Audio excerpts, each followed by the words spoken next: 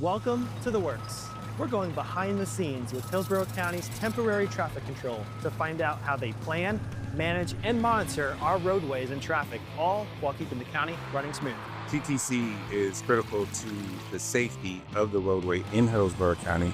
We're making sure that that work zone is set effectively so that it provides the safe traveling path for the persons that are driving through that work zone.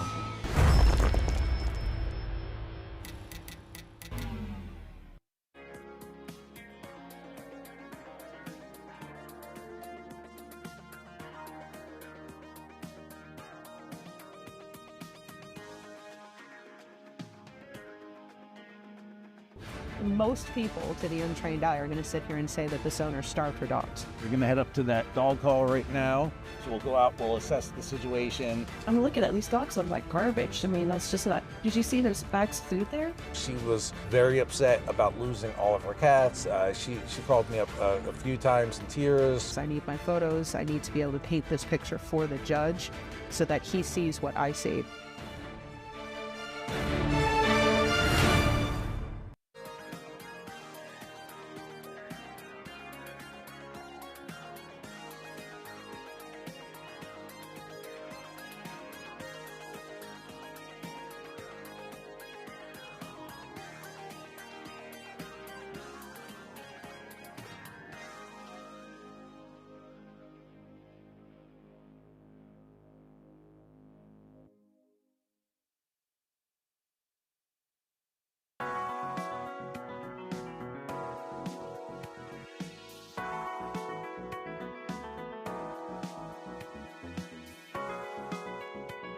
It's a pretty exciting day for us here around the American Victory. Just last week, our governor signed the bill designating the Victory ship as a state flagship, and we're really excited about that and proud to be a part of that. The county has been an incredible asset to the ship. They've really supported us, both financially with some grants that we've been able to use to preserve the ship. We're actually standing on newly refurbished decks right now. That's the county allowed us to perform this task. You see a lot of folks come here. You'll see the smiles of the grandkids walking with their grandfathers, and you'll see some tears in some eyes sometimes, and they just embrace the chance to appreciate what they've been through and what they did for the country.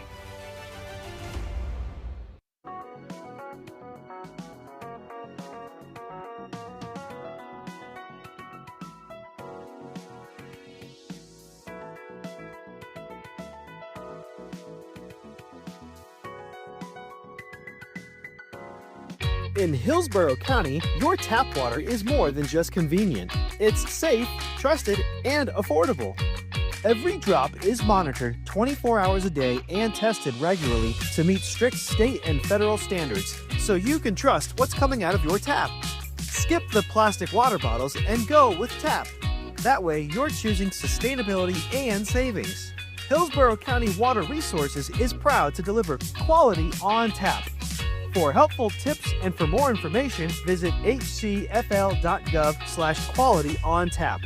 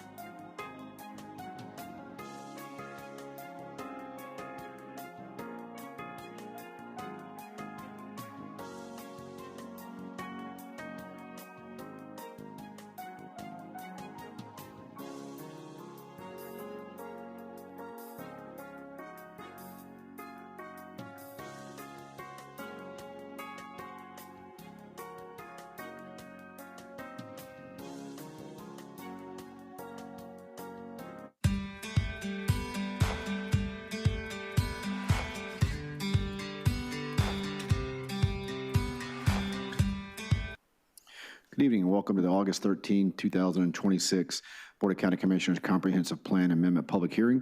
The board will consider the adoption and transmittal of both large-scale and small-scale amendments to the comprehensive plan and 2 rezonings that will be considered concurrently with related plan amendments. Before I ask Planning Commission to introduce the first item, I'm still waiting on the final list, but we have, looks like well over 70 individuals that have signed up to speak this evening. So consistent with how we've handled in the past, I'd ask for a motion for each person to be given 2 minutes. Move to approve. Motion, Commissioner Myers. Do we have a second? Second. Second, Commissioner Bowles. Please record your vote. You're unmuted. The motion carries 7-0. Okay, great. Will the Planning Commission introduce first item? Yes, sir. Good evening, Commissioners. Our first item is item A1. It will be presented by Alexis Myers. Thank you. Good evening, Commissioners. Alexis Myers, Planning Commission staff. I'm here to present HCCPA 2607, located northwest of Hillsborough Avenue and George Road. This is a privately initiated map amendment that is small in scale and approximately 6.7 acres. The applicant is requesting to change the future land use designation from residential 6 and office commercial 20 to light industrial planned. This is the general location map. It is in the urban service area within the limits of the Town and Country Community Plan. It is located north of Hillsborough Avenue and west of George Road. Here is the area of the site. The site is outlined in pink. Vacant land is currently on the subject site. The property is in the evacuation zone A, FEMA flood zone AE, and coastal high hazard area.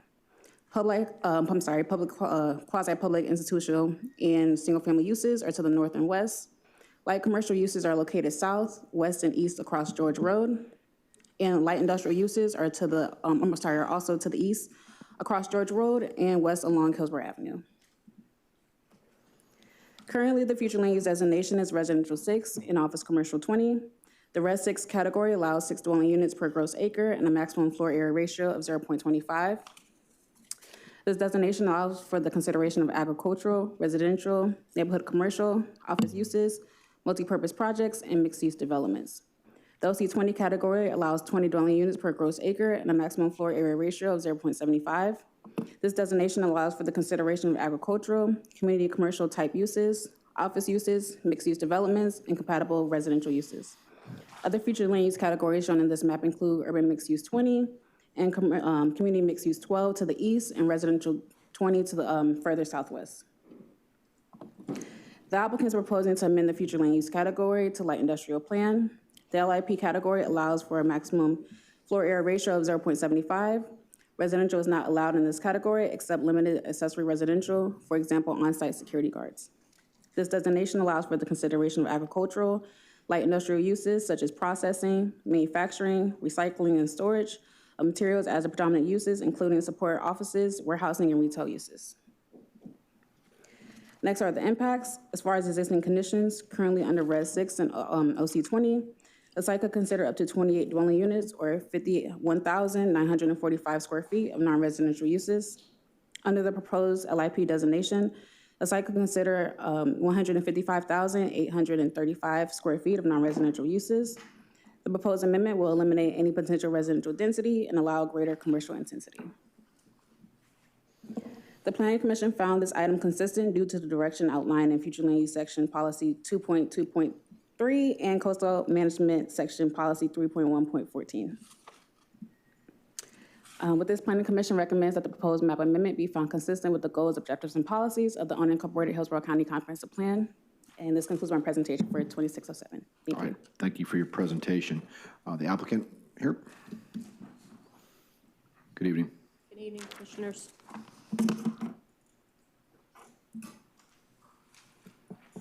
You want to show me one of these? Okay, thank you. Yeah.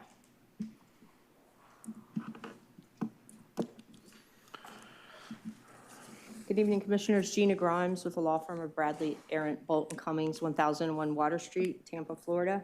And I'm here this evening representing Cadence Partners on this comp plan amendment application from Res 6 and OC20 to LIP.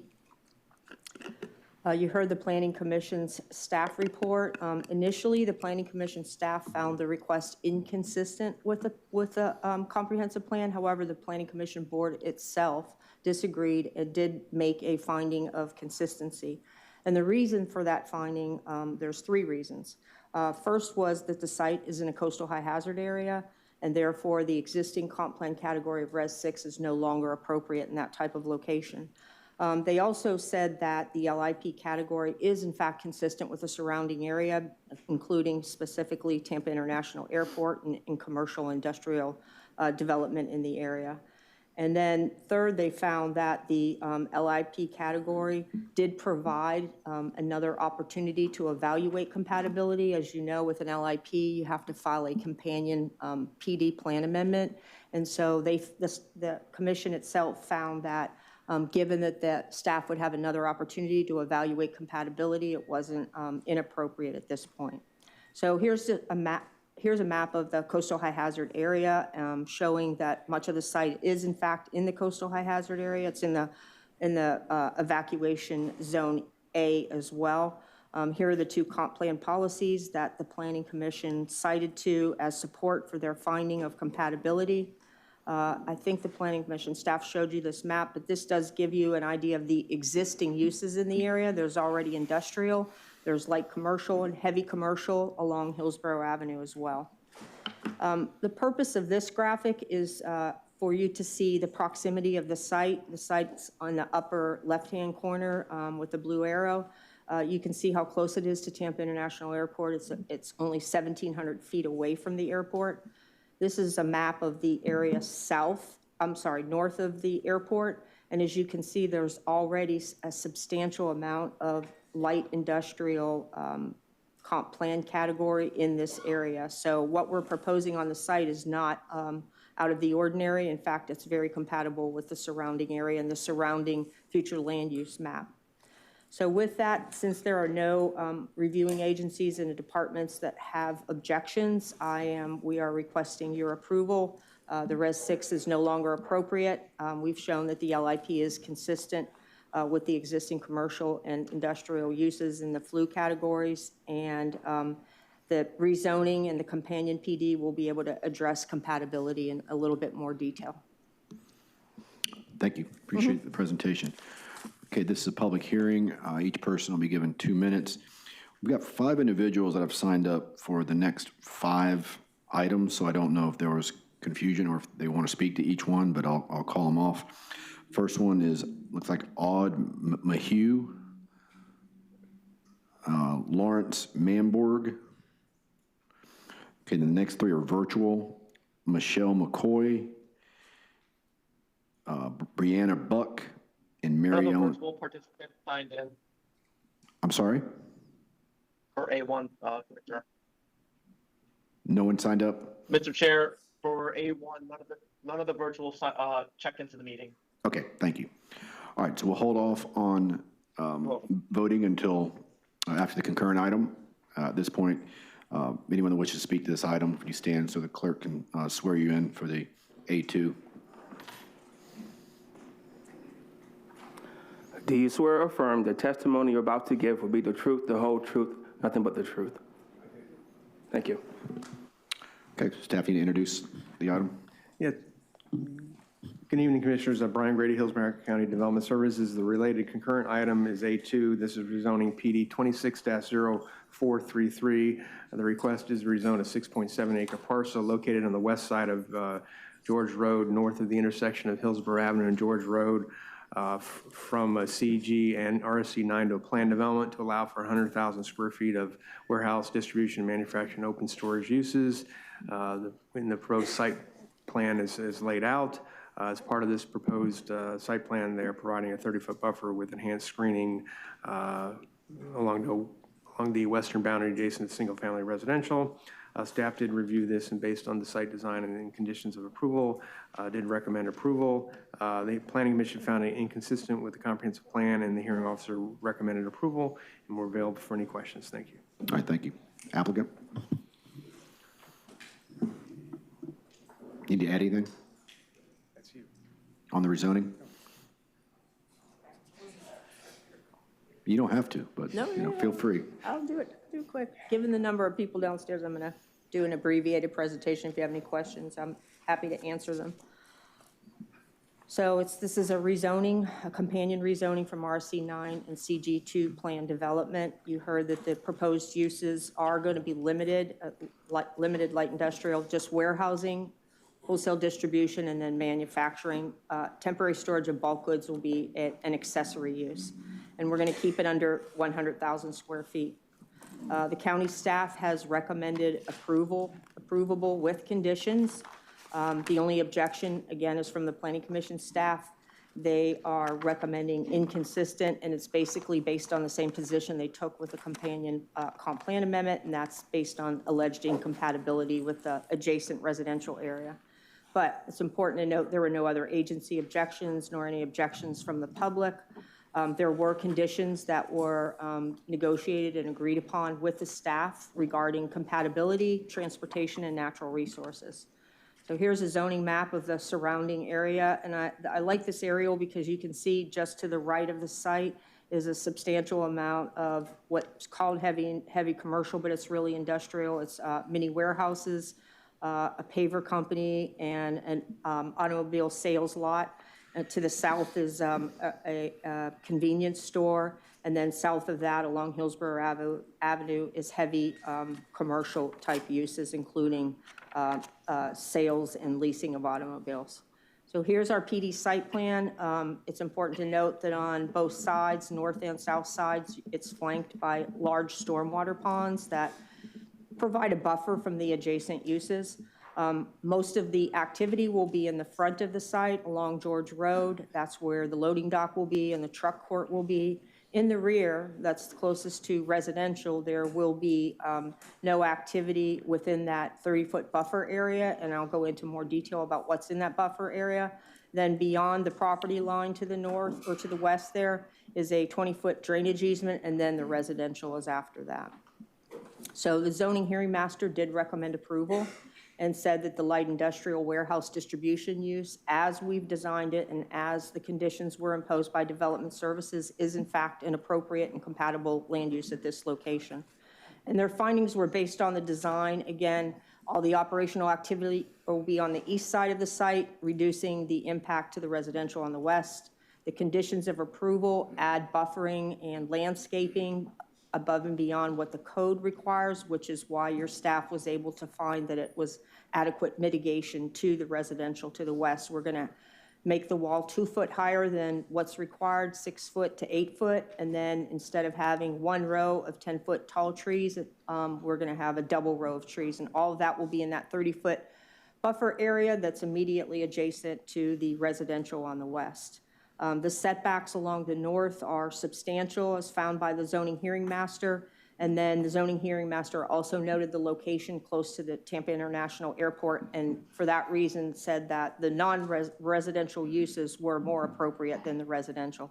And lastly, we did have to request a waiver to the buffer distance on the south. The zoning hearing master found that was supported based on the fact that there's already a commercial use on the south. So with that, county staff recommends approval with conditions. The zoning hearing master recommends approval. Planning Commission staff was the only outlier, and I think we've adequately addressed their concerns about compatibility through these different measures that we've instituted, and so with that, we would request your approval. All right, thank you. Any proponent testimony? Anyone in support?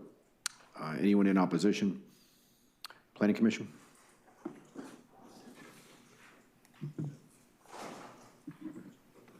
Good evening, Alexis Myers, Planning Commission staff. The subject site is located in the Residential 6 and Office Commercial 20 future land use categories. The proposed plan development is running concurrently with HCCPA 2607 to change the category from light industrial, from Res 6 and Office Commercial 20 to light industrial planned. Based upon the applicant requesting the rezoning run concurrently with the plan amendment, as such, Planning Commission staff reviewed the request rezoning under the proposed future land use category. It is in the urban service area within the limits of the Town and Country Community Plan. The proposed plan development does not adequately demonstrate compatibility with the surrounding development pattern as required by future land use section objective 3.1, objective 4.4, and its related policies. The proposed intensity and character of the development have the potential to adversely affect adjacent residential uses and would not reinforce the established land use pattern envisioned by the comprehensive plan. Absent compliance with the required 2-to-1 setback, the proposed building would remain in close proximity to the established residential neighborhood, thereby limiting the effectiveness of the intended transition and buffering measures. Based upon those above considerations and the following goals, objectives, and policies, Planning Commission staff find the proposed plan development inconsistent with the unincorporated Hillsborough County Comprehensive Plan. All right, thank you. Hearing Master. The zoning hearing master reviewed the rezoning request and found the rezoning to be consistent with the comprehensive plan and with the land development code, and the recommendation was for approval. All right, thank you. Can we have a motion for HC CPA 2607? Move approval. Motion Commissioner Second. Cohen, second Commissioner Myers. Please record your vote.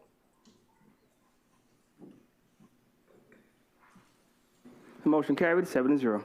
All right, now can we have a motion for RZPD 26-0433? Move to approve. Motion Commissioner Bowles, second Commissioner Myers.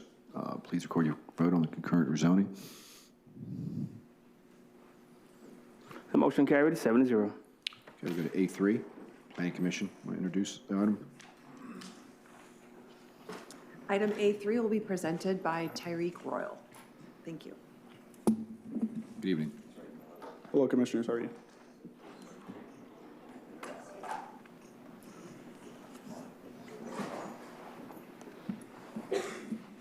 Good evening, Tyreek Royal, Planning Commission staff. Today I'll be presenting HCCPA 2613 at 2909 Durr Road.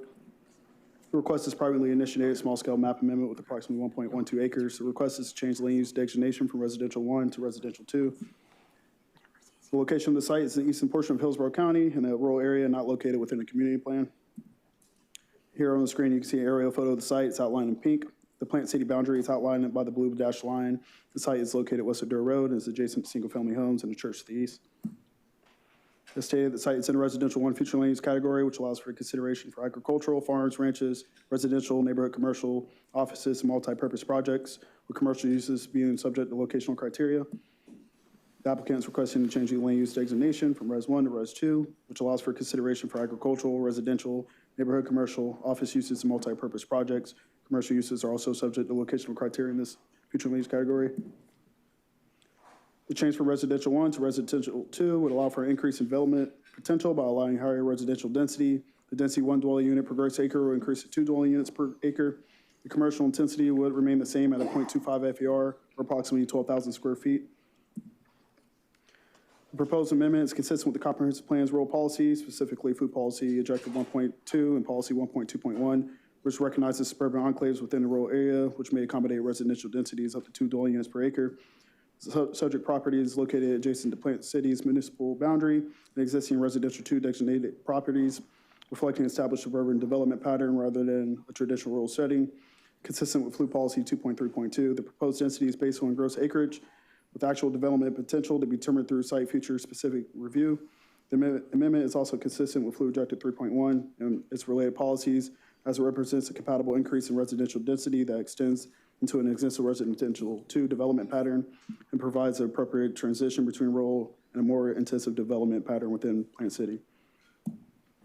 With that, Planning Commission recommends that proposed map amendment be found consistent with the goals, objectives, and policies of the comprehensive plan. And that concludes my presentation. Thank you. Thank you, sir. Is the applicant here? Please come forward.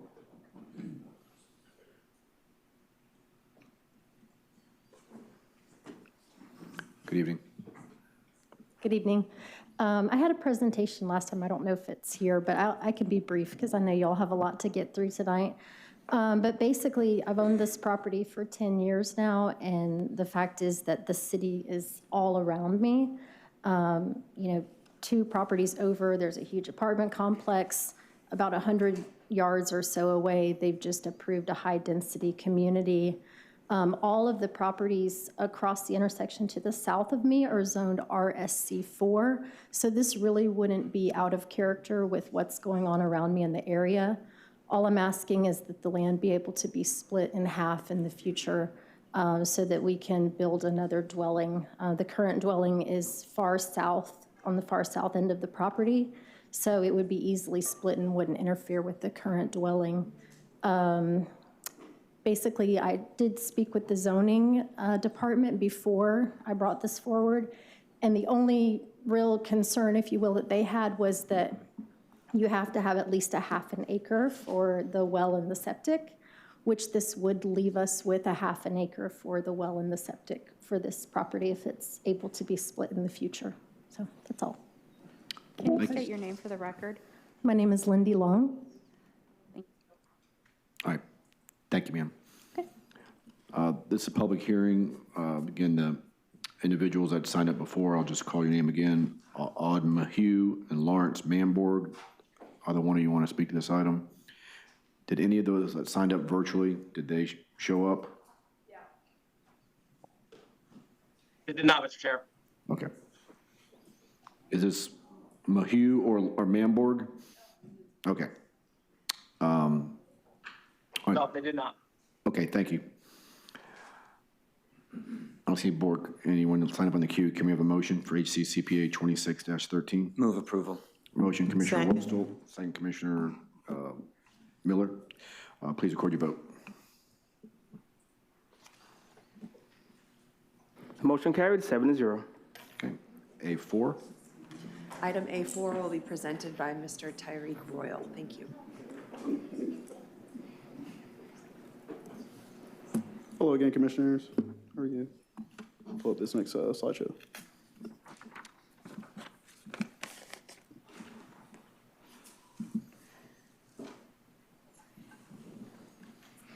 Good evening again. Tyreek Royal, Planning Commission staff. Today I'll be presenting HCCPA 2614-15640 Carlton Lake Road. This request is privately initiated small-scale map amendment with approximately 9.57 acres with a request to change land use designation from agricultural rural 1 to 5 to agricultural estate 1 to 2.5. Location of the site is the southeastern portion of Hillsborough County. It's located in the rural area and located within the limits of BOM, the South Shore Area-Wide Systems Community Plan. This is the aerial photo of the site outlined in pink. It's within the urban service area. The urban service area is represented by the blue line. It's approximately a half mile away. You can see Aston Farms is located to the east of the site. The site is an AR15 future land use category, which allows for the consideration of farms, ranches, feedlots, residential, neighborhood, commercial, offices, industrial uses that relate to agricultural and mining related activities. As stated before, the applicant is requesting to change the land use designation from AR15 to AE, agricultural estate 1 to 2.5, which allows for farms, ranches, residential, neighborhood, commercial, offices, and multi-purpose projects. The change from AR15 to AE 1 to 2.5 will allow for increase in development potential by allowing higher residential density. The density of 1 dwelling unit per 5 gross acres would increase to 1 dwelling unit for every 2.5 acres. Commercial intensity will remain the same at a 0.25 FAR, or approximately 104,000 square feet. The Planning Commission found the request consistent with the following policies: Fluid Objective 1.2 and Goal 1 of the BOM Community Plan. With that, Planning Commission recommends that the proposed map amendment be found consistent with the goals, objectives, and policies of the comprehensive plan. Thank you. All right, thank you. Is the applicant here? Yes. Please come forward. Good evening.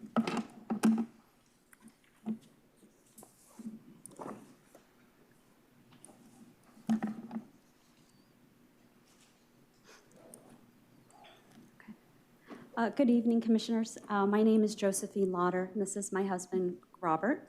As you heard, the commission plan, thank you very much. Commission staff has now found that the amendment be consistent with what we are requesting. Don't want to take up too much of your time, but just to briefly walk you through the impact of what this would mean to our family. We have lived in the Hillsborough County community for 25 years, and we would like to build our family forever home. If you could please go to the next slide. Basically, what you are seeing here are two parcels. The parcel in green is the property my husband and I purchased, which is just over 5 acres. And then the property directly in front of us is our neighbor, and this property is currently at 4.34 acres. Next time. For some historical context, both parcels were created in 1996 by deed. And when we purchased the property, we came to learn that it's pretty common for parcels like this to be subdivided through sale to family members and things of the like. Next slide. So we began this journey shortly after purchasing the property when we applied for a parcel certification. and at the end of last year. And at the time, we were told by zoning staff that we could not do that because doing so would create a property that becomes legal non-conforming. And it was suggested that we talk to the planning staff as well as the zoning department. So we met with both groups last year. Jillian Massey and Michelle Heinrich's team both have been phenomenal in helping us and taking a look at the situation to figure out how we could potentially resolve the matter. They did try to look at the legal non-conforming use criteria. We did meet everything with the exception of the grandfathered date of 1989 to be grandfathered in as legal non-conforming. So we then later met with development services staff and they looked at it. In January, we all regrouped and we were told that unfortunately the only way that this could potentially go forward was to start with a comprehensive plan amendment for this. They did give us the heads up that we would potentially be requesting 1 unit to the acre, which is not usually supported in rural service area. However, this was the only way to fix this specific problem, and it's just for this specific site that we're looking to have the amendment. Next slide.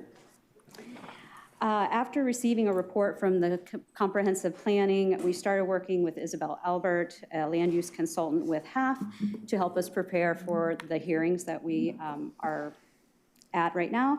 And she did advise us that this isn't the only property in the area that has slightly less than 5 acres. From, like we said before, pretty common, this kind of thing can happen. The property by the road, the 4.34 acres, which is what we're trying to fix, this problem, and that the surrounding properties, as you can see marked in red, are other properties close by that are less than 5 acres and are also in the Balm area. Next slide. But then when you look at the future land use, and they were talking about, before at the Planning Commission hearing, there was a compatibility concern. But both properties have been established for quite some time. We're not looking to split this off any more than having just our single family home, a small home on the 5 acres. Next slide. Also, just looking at some of the different policies, the comprehensive plan and the zoning, obviously that is going to be the next step, assuming this is approved. We would apply for rezoning to match what the comprehensive plan will then now say.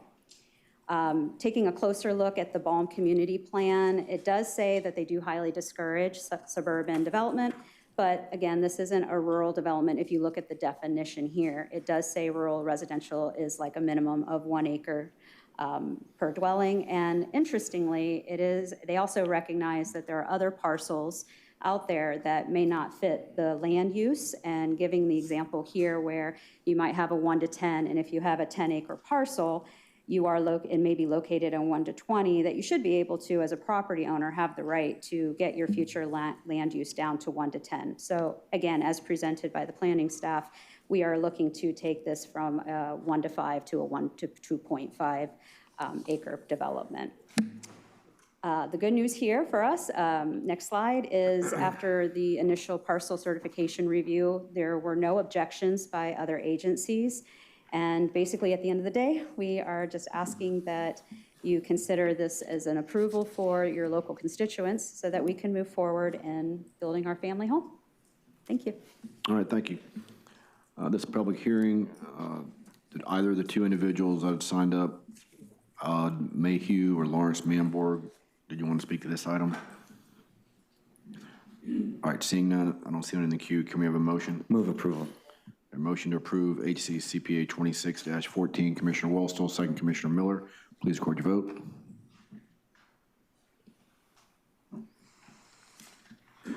The motion carried, 7-0. Okay, now we'll go to the transmittal of large-scale map amendments. We'll have a combined presentation and public hearing for B1 and B2.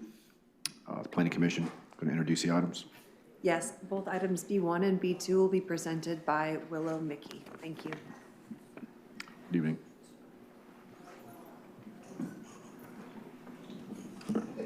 Good evening, Commissioners. Willow Mickey with Planning Commission staff.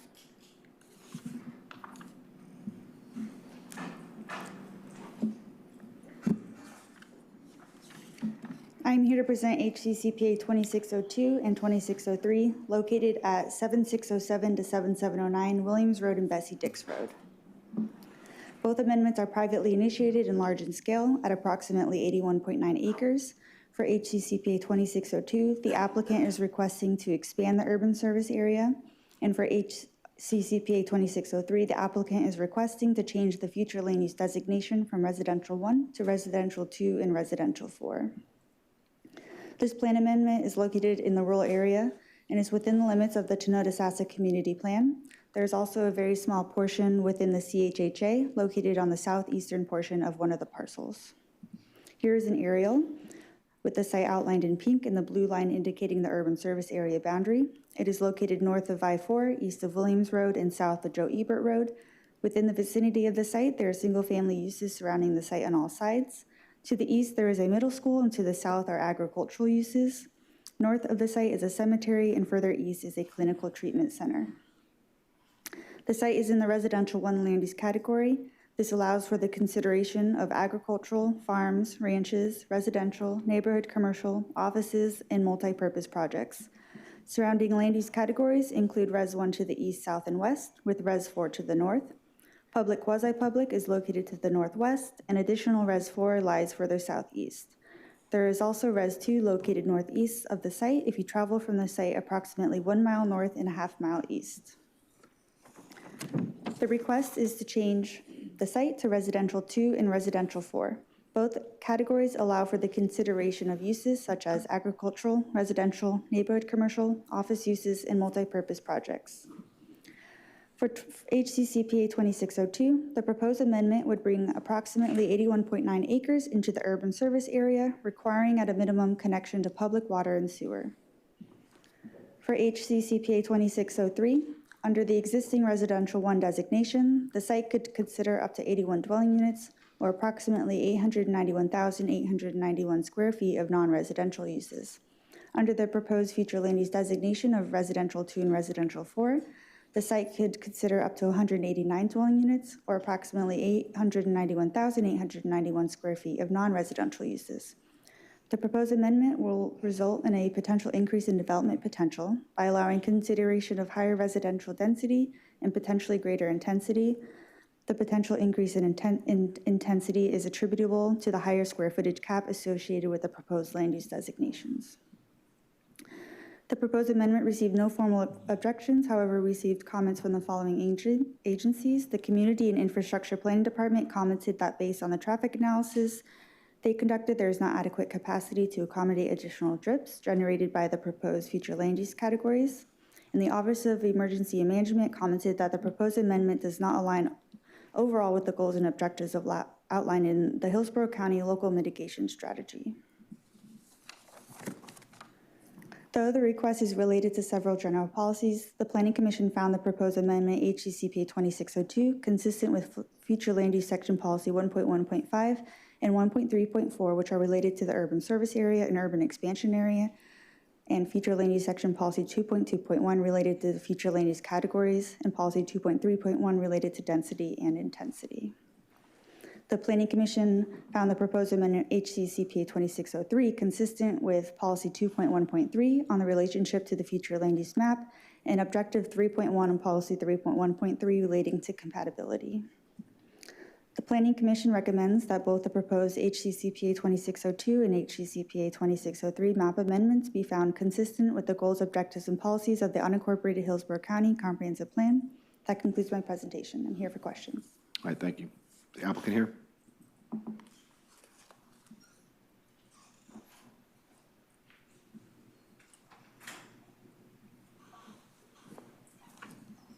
Thank you.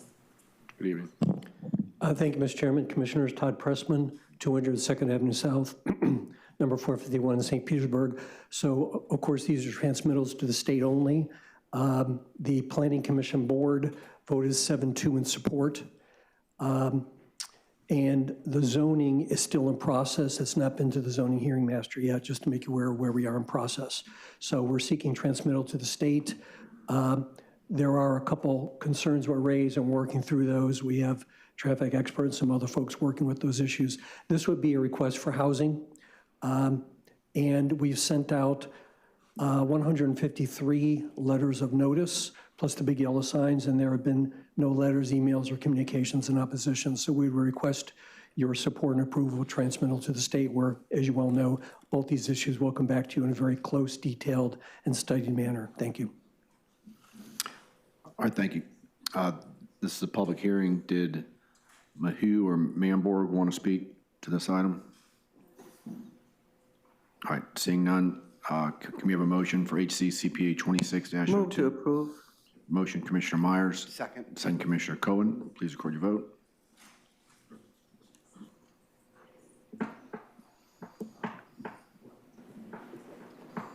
Commissioner Cepeda? The motion carried. 6-0. All right, can we have a motion for HC 6-0. CPA 26-03? Move to approve. Motion, Commissioner Myers. Second, Commissioner Cohen. Please record your vote. Motion carried, 6-0. All right, now can we have a motion to transmit both amendments? Motion, Commissioner Cohen. Second, Commissioner Myers. Please record your vote. Motion carried, 6-0. Okay, we'll have a combined presentation and public hearing for C1 and C2. Planning Commission, going to introduce the item. Item C1 and C2 will be presented by Lily Ann Lenahan. Thank you. Good evening.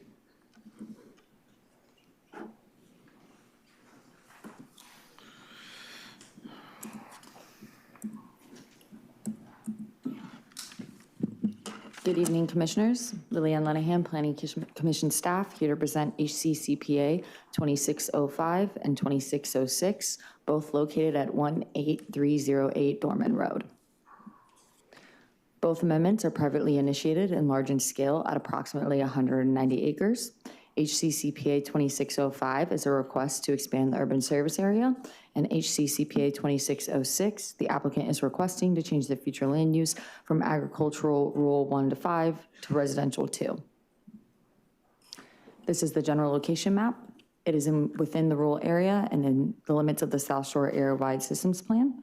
It is located north of Dorman Road, east of Boyett Road, and south of Lithia Pinecrest Road. Here is an aerial of the site. The site is outlined in pink, and the blue line indicates the existing urban service area boundary. The site currently has some agricultural and single-family uses, and there are single-family residential uses to the east, south, and west of the site, and agricultural uses are found within the rural area to the south and east of the site.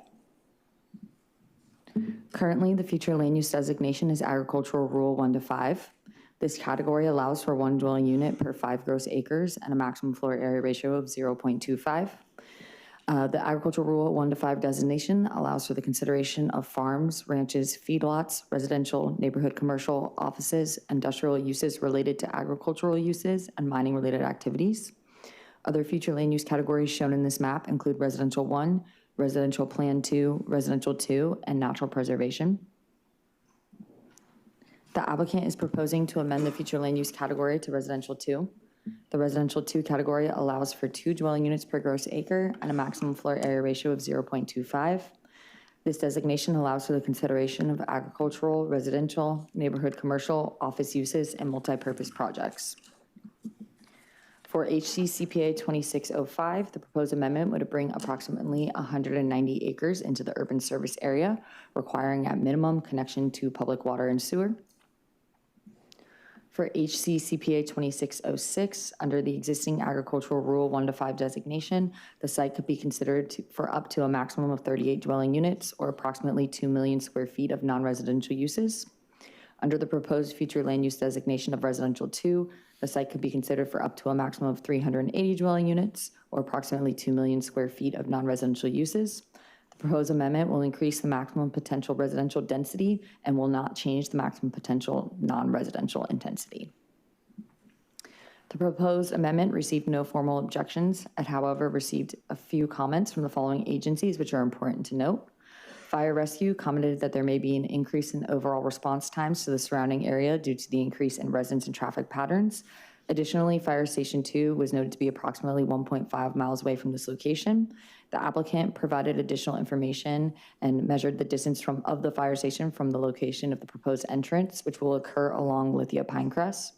Planning Commission staff evaluated the discrepancies in distance from Fire Station 2 and found that the station is approximately 0.3 miles from the parcels located along Lithia Pinecrest Road and approximately 1.5 miles from the parcel with the address of 18308 Dorman Road, which was used as the reference address for all agency comments.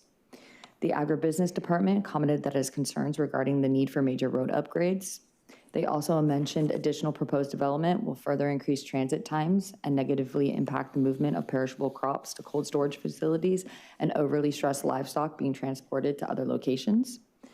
And lastly, Community and Infrastructure Planning staff prepared an initial analysis based on the provided agency review summary and concluded that there is not adequate capacity to accommodate the additional trips generated by the proposed future land use and the future scenario.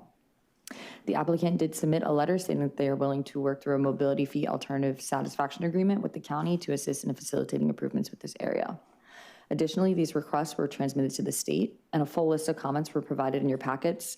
There were no formal objections, but some technical comments were provided.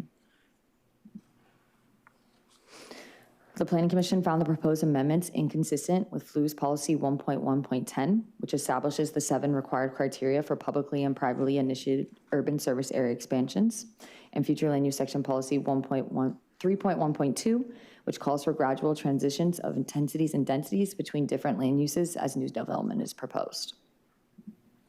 The Planning Commission recommends that both the proposed HCCPA 2605 and HCCPA 2606 map amendments be found inconsistent with the goals, objectives, and policies of the unincorporated Hillsborough County Comprehensive Plan. This concludes my presentation. I'm here if you have any questions. Okay, thank you. The applicant, come forward.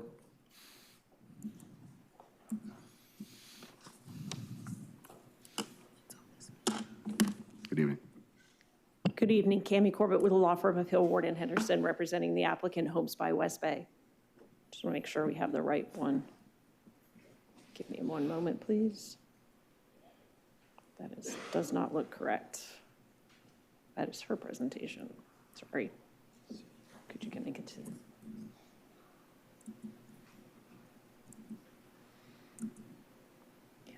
This one? Yeah, the second one.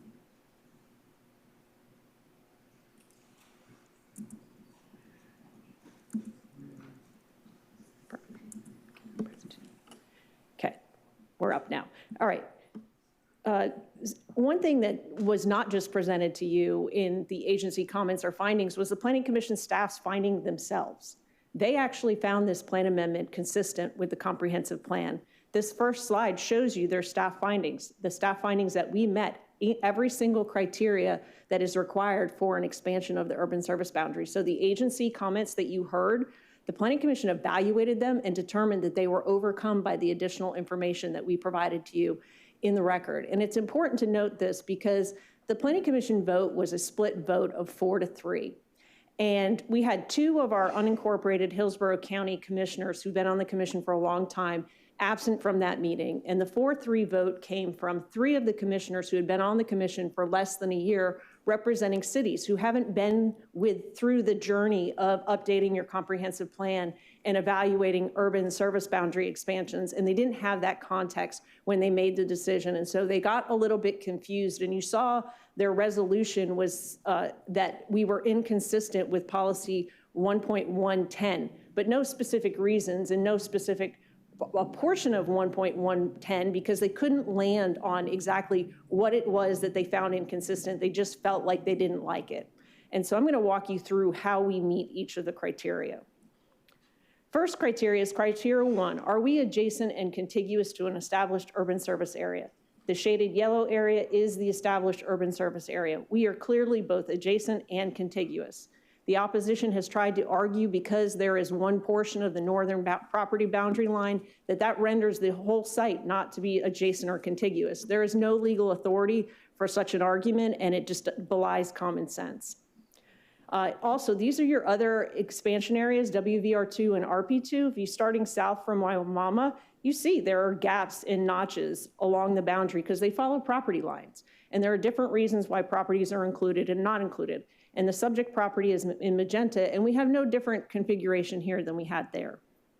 Criteria 2 is there developable land within the area where we seek to expand? Clearly there is. This is 190 acres. It's mostly agricultural land. There are some wetlands on the north and to the west, and those are scheduled to be preserved through our zoning site plan. Criteria 3, is this expansion an extension of an existing development pattern? Again, the pictures and photos show clearly it is. Fishhawk Ranch is directly to the north, and then Fishhawk is also to the west. Yes, there is a rural pattern to the south, but that is natural when you're expanding in south and eastern Hillsborough County. The only place you'd expand the urban service boundary and have suburban development on the other side is if you're going north to Pasco or south to Manatee. If you're expanding the urban service boundary, you're naturally going to be next to the rural area. In fact, here are the existing gas, grocery, and restaurants in the area, retail and professional services, schools and daycares, churches. And again, here's a wider look to see how this is an extension of an existing development pattern. And again, here's another example of WVR2 and RP2 where you've expanded the urban service boundary next to and adjacent to large residential lots. And in each of these instances, not only was there an expansion, the density went up to 4 units to the acre, directly adjacent to rural areas. So that is not uncommon with an urban service boundary expansion. Criteria 4, is infrastructure present or being planned in the future? Yes, infrastructure is in the area. The fire station is within 1/4 of a mile, exactly 0.303 as they said. There is sufficient school capacity. There are parks and rec opportunities in the area, and there's water and sewer. This is for clarification as to where the fire station actually is. Again, the comments when they came in from fire rescue assumed we were accessing off of Dorman Road and did not assume access onto Lithia Pinecrest. Here are the school concurrency comments. There has been questions about whether the schools are over capacity. These are the school board's own comments that there is capacity to accommodate this development. And then, of course, there are these regional infrastructure improvements that are coming and the investments that are being made in the widening of Lithia Pinecrest, in the intersections of improvements at Lithia Pinecrest and County Road 39. And then, of course, you have your One Water investment. That's a significant investment for regional water supply, and the site is right in the area where you're making those investments. Criteria 5 is, are there any findings of adverse environmental impacts or natural, historic, archaeological resources? There is no significant wildlife habitat on this site. There are no objections from EPC, and there were no adverse findings from FWC with state comments. And this is a map to demonstrate there's no significant wildlife habitat, which is something the county maps as part of its comprehensive plan within 1,300 feet of the subject property. Likewise, there are panther sightings in the general area, sure, and mostly to the east where there is conservation lands. The most recent sighting was 2022 as terms of verified by FWC, and that was on the other side of the river. This site is in an area near where panthers might be seen, but it in and of itself is not panther habitat, and panthers are not generally seen on this site. Criteria 6 is, does the data support the need for expansion? You just went through your update to your comprehensive plan and determined that in this next plan horizon, there are 325,000 new county residents that will be here by 2050, and that there is in fact a need to expand the urban service boundary. You have your population projections and in your employment projections to justify expansions. Criteria 7 is lastly that we do not compromise the efficient use of land and infrastructure. Again, this policy is intended to prevent you going a half a mile or 2 miles out into the rural service area and trying to expand and running utility lines for 380 or 280 lots, and we don't have that finding here.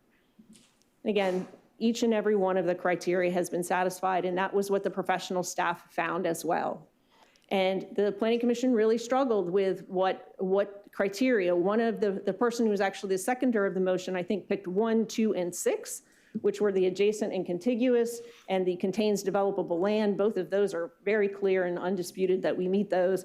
And 6 is whether or not data supports the expansion of the urban service boundary. And again, I would understand someone from the city of Tampa not understanding that the county's comprehensive plan actually does call for expansions. And then once expansion is, once you meet the criteria for expansion, the next thing you look to is what is the appropriate land use category for expansion. In all of your other expansions, you've gone for residential 4 because that's what your plan directs you to do at a minimum when you're expanding. But there are circumstances where you can do something less, and that's what we're proposing here, which is residential 2. which is half of what is typically required, because we think that that offers a nice transition from RP2 to RP2 in this particular area. And then it is compatible. Obviously, the Planning Commission also in the Planning Commission's report regarding the R2 land use category found that the request was compatible. And you'll see in the zoning later that this is our conceptual plan, and we've actually reduced the total number of units. The comp plan would allow for 380, we're down to 280.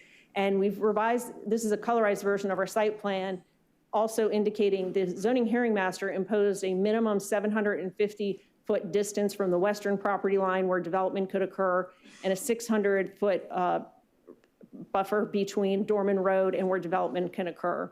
And we have we've increased the lot sizes around the perimeter to 90 by 130, and we've included a 20-foot vertical landscaping and screening along that as well to further address compatibility. And this is just a rendering of that. And our overall site is 54% open space. And again, responses to compatibility concerns that we heard between the transmittal and by the time we went to the zoning hearing master was that at that time we had all 60-foot by 100 minimum lots. We had a 95% increase in those lots along that southern boundary where we would directly abut residents. We've reduced density by 26%. And then we've added the code buffering requirement, residential to residential, there is no buffering and screening requirement. So we've added that 20-foot landscape vertical screening area. And then before there was a concern about no defined open space or a lack of open space, and then we clearly show that on our zoning site plan, and you'll see that in the next hearing. But overwhelmingly, the evidence in the record supports a finding that this particular site is suitable. It's almost textbook in terms of the way that it meets the criteria. They don't want you going beyond. They want you to go directly where development has already occurred, where there's existing infrastructure, and this is the type of site that is eligible and meets all the criteria for expansion. And again, once you consider expansion, you look to what is the appropriate land use. We're asking for R2. Our actual density is at 1.47 units per acre, providing a semi-rural density. And we would respectfully request that you adopt these two amendments this evening, and we're here to answer any questions. All right, thank you. All right, we'll go into the public hearing. I'll call the speakers in the order that they've signed up, and each person will be given 2 minutes. First person, Dennis Gretton, followed by Susie Watts and Kirsten Sutton.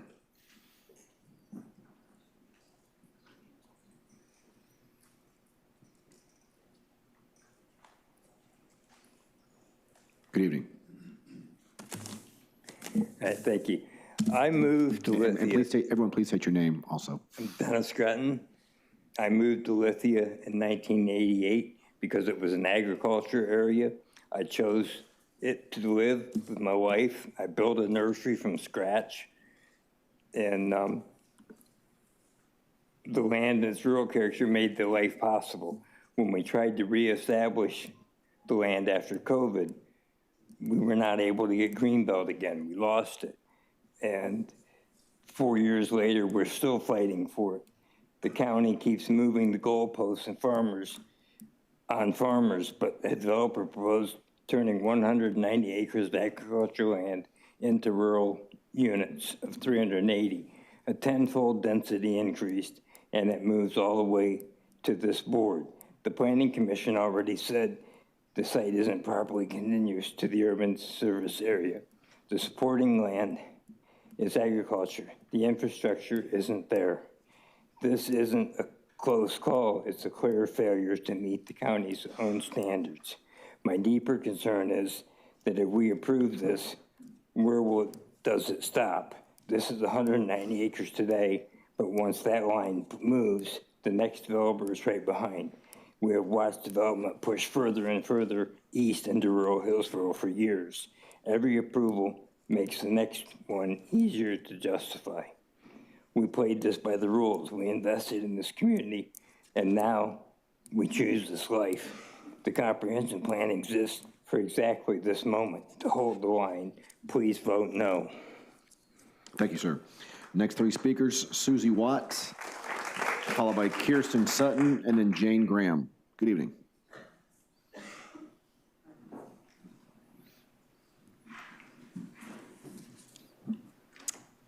Good evening.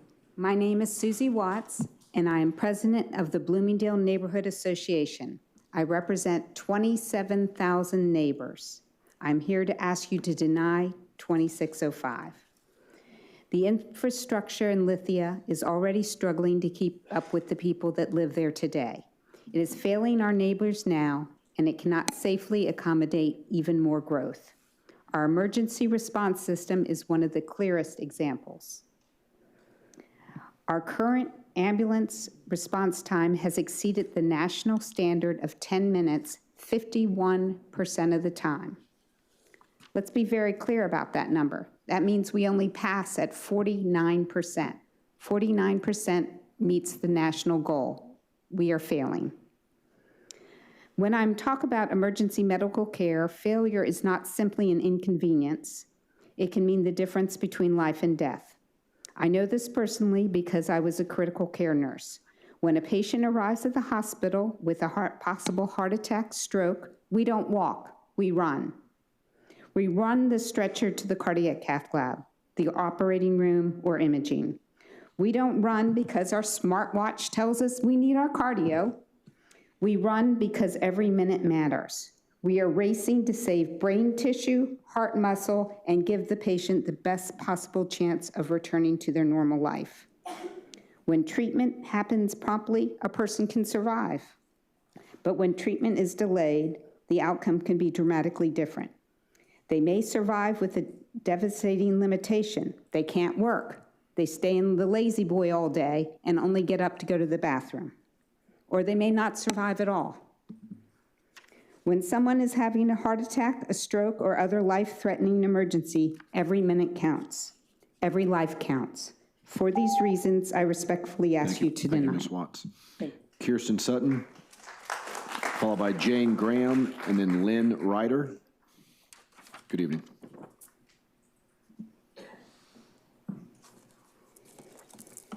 Good evening. My name is Kirsten Sutton. I'm here today to speak against approving this future land use designation of Res 2, and I want to be really direct about why. This designation opens the door to up to 380 homes on these parcels. Here's the problem. The applicant's own parcels don't meet the minimum requirements to support 380 units. That's why the number on paper tonight is 280. Don't let that fool you. The applicant submitted documents that referenced 380 homes. Those documents were never updated to reflect the reduced number. It may be an oversight, but we're concerned that if this board votes yes tonight, that we expect that they will come back and request a major modification to go right back to 380. We've seen it before in our own community. We saw it in Tavallo Hills. A project gets approved at one scale, a major modification follows, and suddenly our roads, our schools, and our infrastructure are absorbing a load that nobody voted for, and quite frankly, that it can't withstand. This board has the authority, the responsibility to recognize that pattern before it repeats, and to act in the best interest of the citizens and its constituents. If the parcels don't meet the minimum requirements for 380 homes today, approving a land use that accommodates 280 is not a compromise. It's an invitation for exactly the modification that we're warning you about. Thank you. Thank you. Jane Graham, followed by Lynn Ryder, Ray Dupuy, and Susan Swift. Good evening.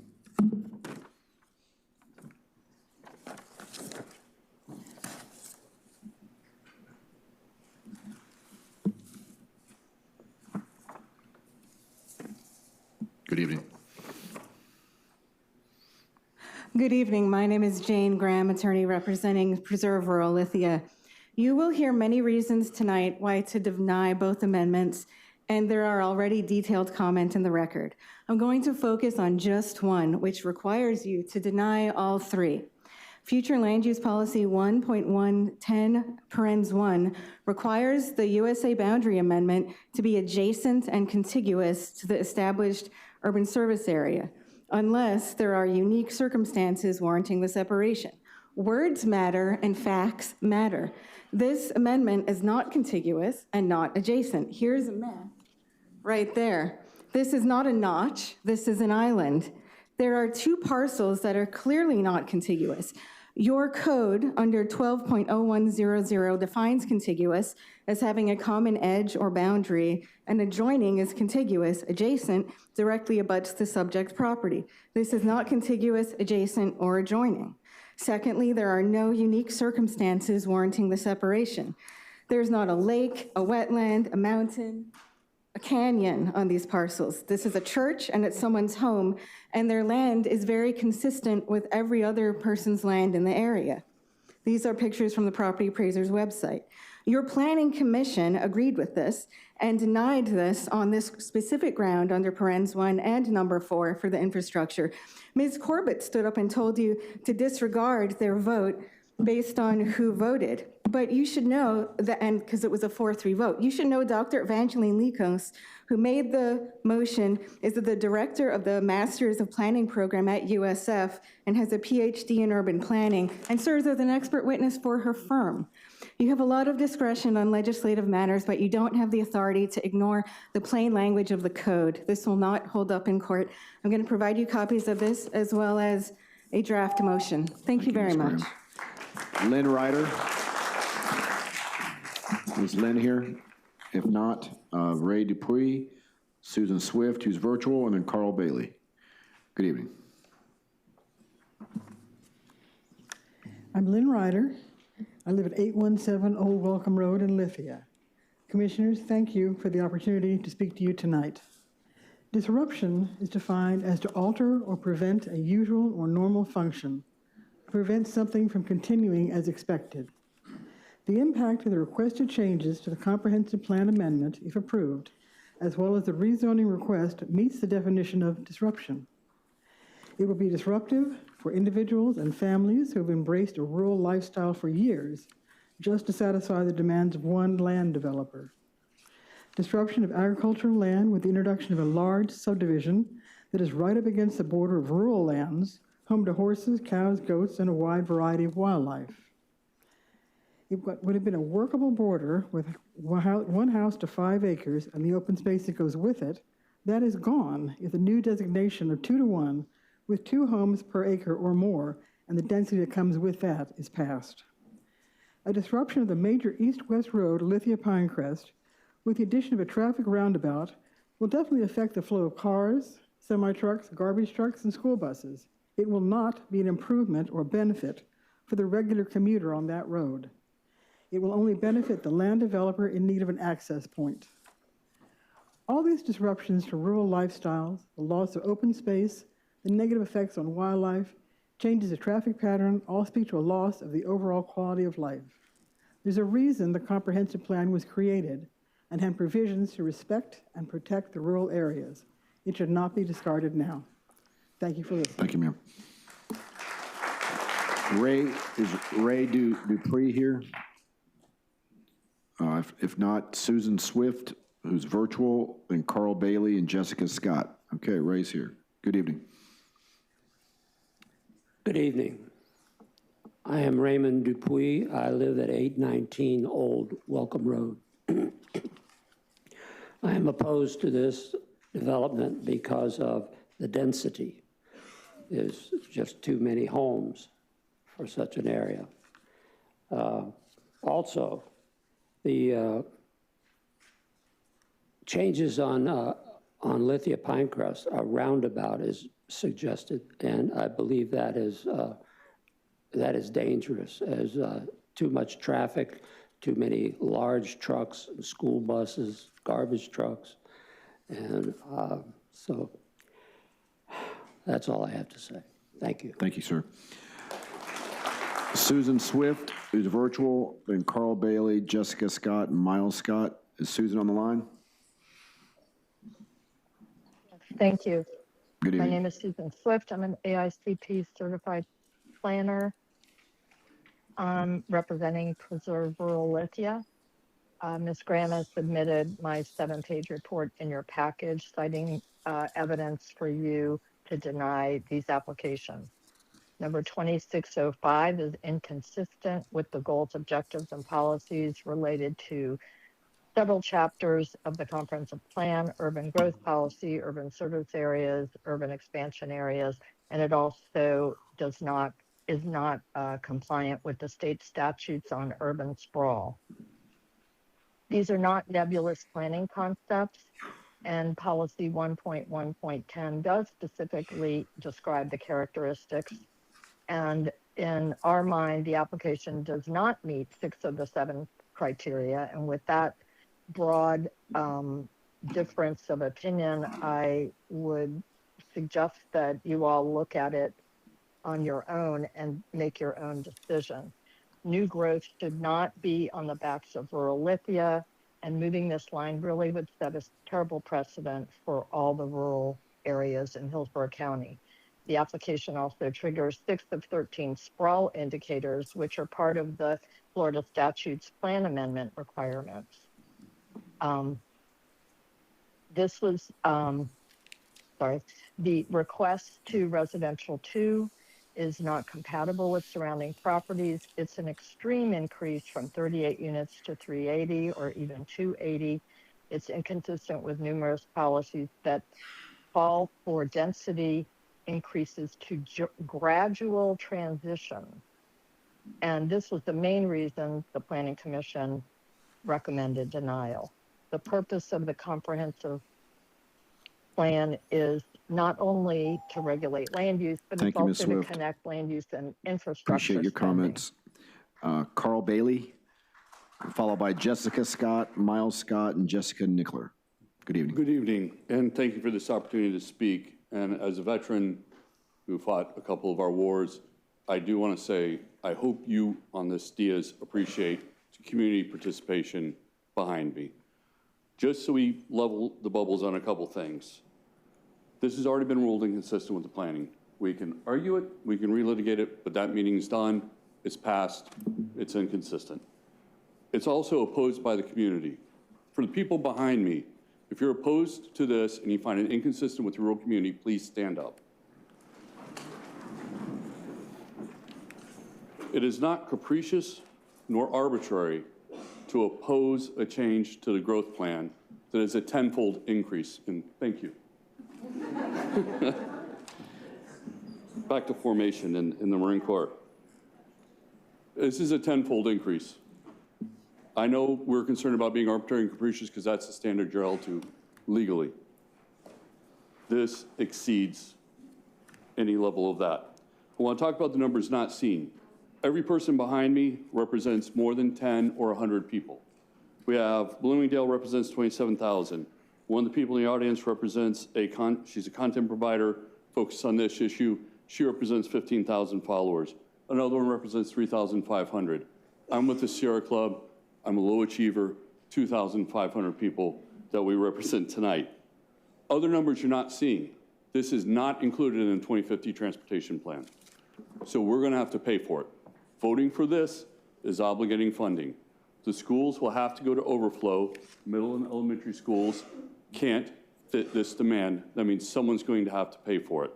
Right now, we have Amendment 3, and again, I defer to the wisdom on this Diaz, who has already said it is irresponsible to incur additional obligations while Amendment 3 is on the books. Thank you, sir. Thank you. Please state your name for the record.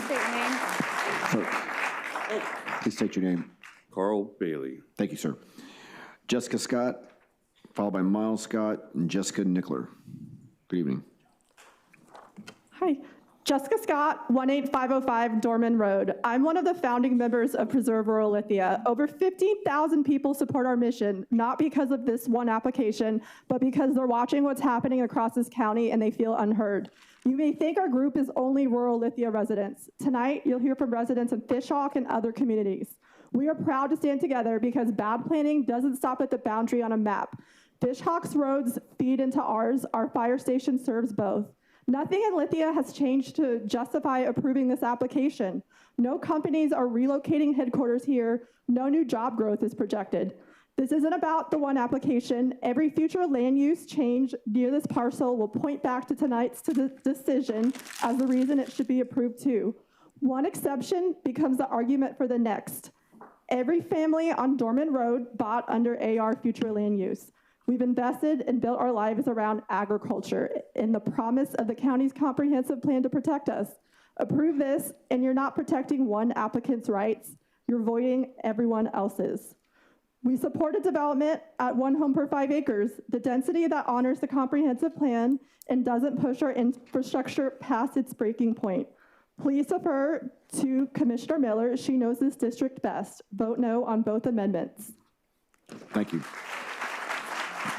Miles Scott, followed by Jessica Nickler, William James, and then a William Frank James. Good evening.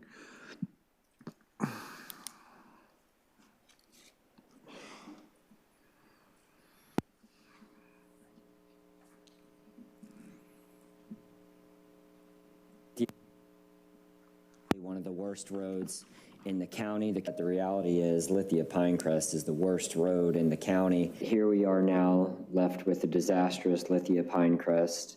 That's now almost $350 million to buy through eminent domain processes that are going to delay the project another 7 years to accomplish this public safety enhancement that now has significant delays and unnecessary potentially loss of property and life with Hillsborough Fire Rescue and the Sheriff's Department on it. Good evening, Commissioners. My name is Miles Scott, and I live at 18505 Dorman Road, Lithia, Florida, across the road from the 190 acres under consideration tonight. I'm not going to spend my 2 minutes telling you Lithia Pinecrest can't handle more development. You already know that and just heard it from Commissioner Wastel. This February, he said it was the worst road in the county. In March, it was still the worst road in the county. In July, it will cost $350 million and take 7 more years to fix, and in his words, unnecessarily cause the potential loss of property and life. It's different, but not really. I'm not asking you to take my word that this is an issue. I'm asking you to listen to his own. He described a road that is already failing and already costing the lives in the time it takes an ambulance, fire truck, or sheriff's deputy to reach us. And now, this request asks you to add more density to that very same road and figure out the cost to fix it later, with that later being 2033. Approving this tonight doesn't just ignore that risk, it affirms it. On the record, just minutes after hearing it described as a threat to life and property. I'm asking you to deny this proposal. The infrastructure isn't just years away from being ready, the fix is years away from getting started. Thank you. Thank you, Mr. Scott. Jessica Nickler, followed by William James, William Frank James, Lisa James. Good evening. Hi, hello, my name is Jessica Nickler. Hillsborough County Fire Rescue has been underfunded for years. We have documented coverage gaps in our rural areas. That's not an opinion. It's been in the county's own 2020 Fire Rescue Master Plan. Response times have improved since 2020, but that improvement came from ambulance services, not fire coverage. Fire station shortages are separate, unsolved problem. The fire chief himself told this board we need more stations. That warning came from the person running the department, not the residents. A new station for Fishhawk sits at priority number 14 and Keysville at priority 25 in the county's own ranking. At that pace, both are years away and the county has already acknowledged the shortage exists. We've had 3 fire fatalities in recent years in rural Lithia. This development sits close to Station 2, but proximity isn't the issue. The issue is how many residents already fall outside of the 5-minute response window. District 4 has more residents outside that window than any other district in the county. Adding density here just doesn't shrink that number, it grows it. This also affects your first responders. Longer response times mean more time for fire to grow before crew arrives, which means more danger for crews going in. Public safety should be your top priority for residents and for the people who respond when we call. And for what it's worth, the board, you represent the community, and I say to you after months of hearing from residents who will be affected by this change, telling you no in no uncertain terms, I implore you to listen to your constituency. Thank you, Ms. Nickler. William James. Is William James, William Frank James, Lisa James? No James? Okay. Kathleen Long. Kathleen here. Then we have a Catherine Wiggins, Joshua Briggs, Aud Mahue, and then Lawrence Manborg. Come on down.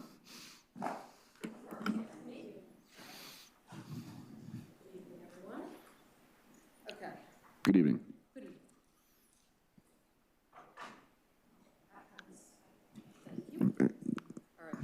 Please speak into the microphone.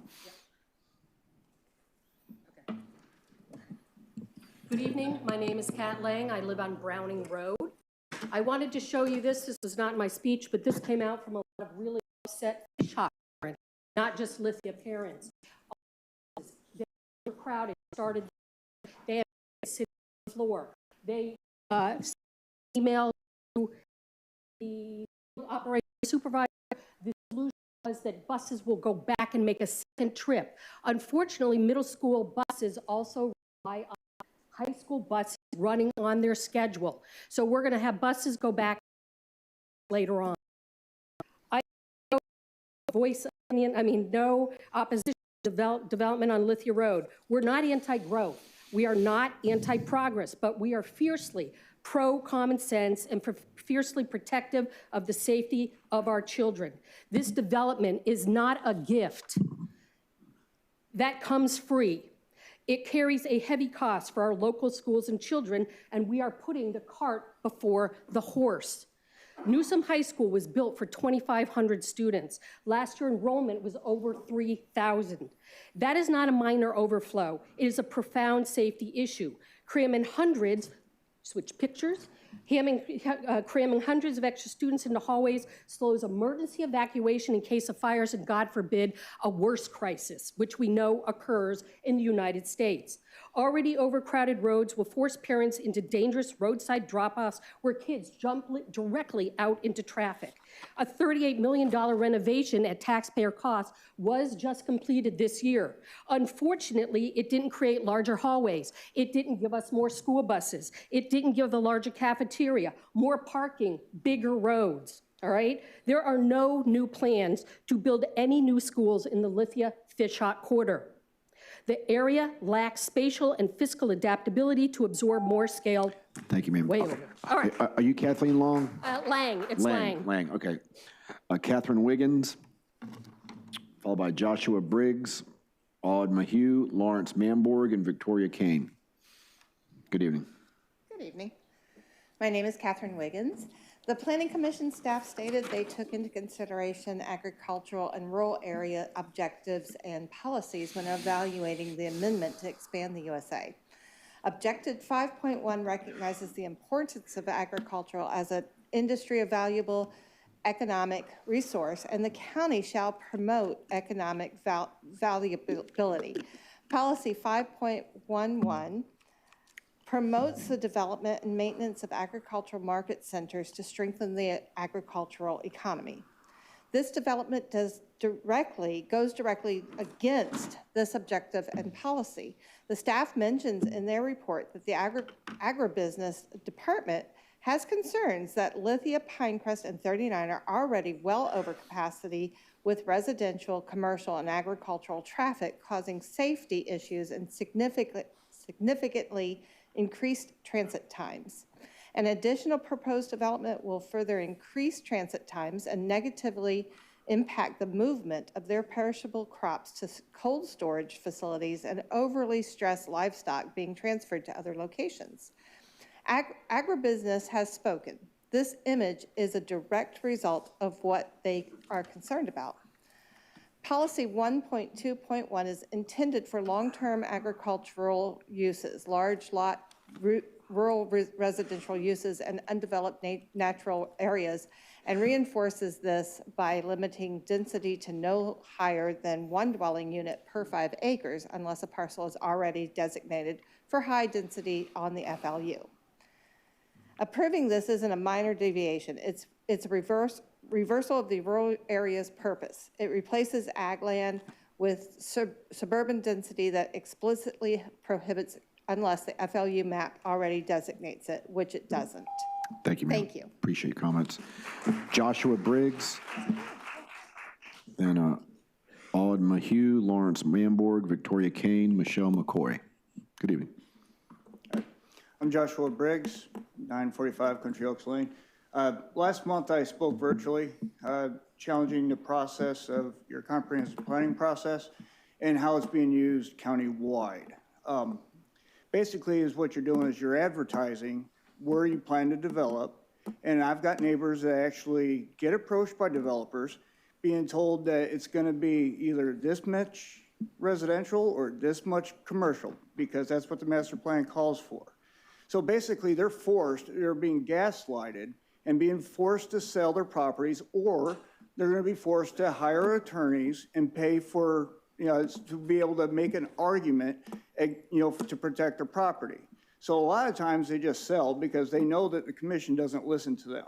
It's like, and you can see that by looking at the campaign finance stuff, is like you've got way more corporate interest than you do with private interest. So that might be a convenient condition or whatever, but it's basically people just don't trust you. That's why they're not investing in you. The second thing is the history behind all this property. I guarantee you that there's flooding concerns, there's environmental concerns. It's all on your guys' public record. It shouldn't be up to the citizen to have to pay for records requests just to hold you guys accountable when you have engineers, lawyers, staff, and everything else that presents the specific information when it's beneficial to the developer, but when it's beneficial to the homeowner, it doesn't happen. So, and I know this because I've been arguing in front of you guys and everybody else for 10 years. I've got emails after emails, documentation. I've got freaking all sorts of records that from comments that you guys make before your approvals. So it's like, basically is you're just telling people, says, well, we don't care you flood because it's just your property. Thank you, Mr. Briggs. Last name, Mahue, then Lawrence Manberg, Victoria Kane, and Michelle McCoy, who's virtual. Good evening. Good evening. My name is Aude Mailleux. I'm a veterinary student at SGU. I'm being educated not only to treat animals when they are sick or injured, but also to understand how the environment directly affects their health and survival. That is why I'm here tonight to speak of the Florida sandhill cranes living and nesting directly beside this proposed development. The Florida sandhill cranes is a state-designed threatened species. Florida Fish and Wildlife Guidance say that activity within the 400 feet of an active sandhill crane nest should be. If you look at this map, the nesting site is right beside the proposed development. We are proposing clearing heavy machinery, construction noises, traffic, and eventually an entire neighborhood habitat. About one nest, these cranes on open grassland, freshwater, fresh wetland. When we remove habitat, we don't simply inconvenience away the resources they need to survive and produce. As a future veterinarian, I believe protecting animals should begin after. I believe they shouldn't be beginning if they are injured or displaced. It should begin by preventing the harm in the first place. These cannot stand tonight and ask you to put them. We have them. I'm asking you to read the 400-foot nesting guidance, and please do not approve this development as currently proposed. This house is gone. Do not give it. Thank you. Ma'am, Victoria Kane, and then Michelle McCoy and Sean Donahue, both are virtual. Good evening.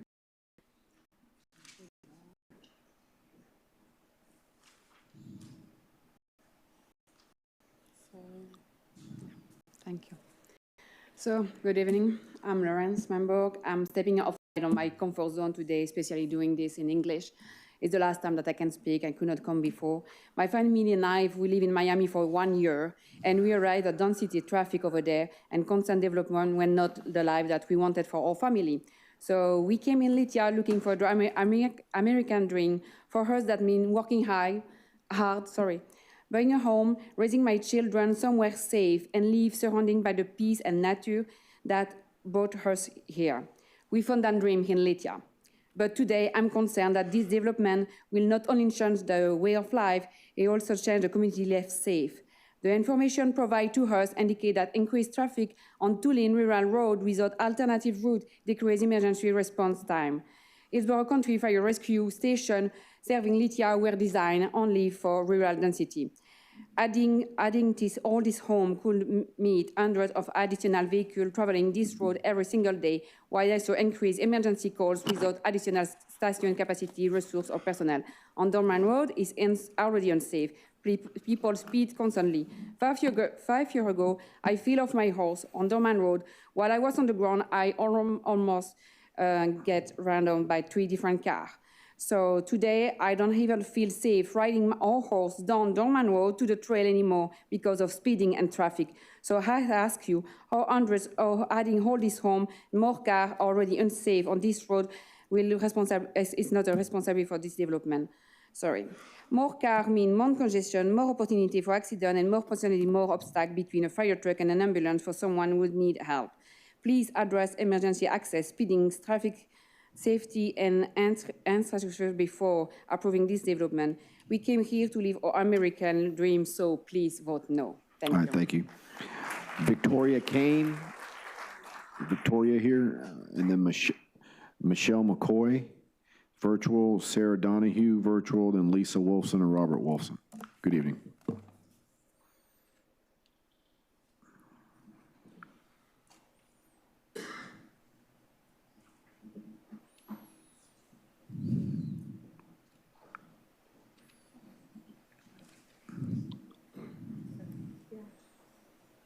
We can see it. All right, hello. My name is Victoria Kane. I live at 14102 Carrie Pauline Lane in Riverview, right off of Boyette Road. I am here to enter my formal opposition to this 280-house development based strictly on the survival of the gopher tortoise, a keystone species whose significant presence is critical for the survival of more than 360 other species. Protecting gopher tortoises means safeguarding an entire web of life. As of July 2026, the IUCN Red List, International Union for the Conservation of Nature, officially reclassified the tortoise as critically endangered. Their populations have collapsed by 80% in just the last 3 generations.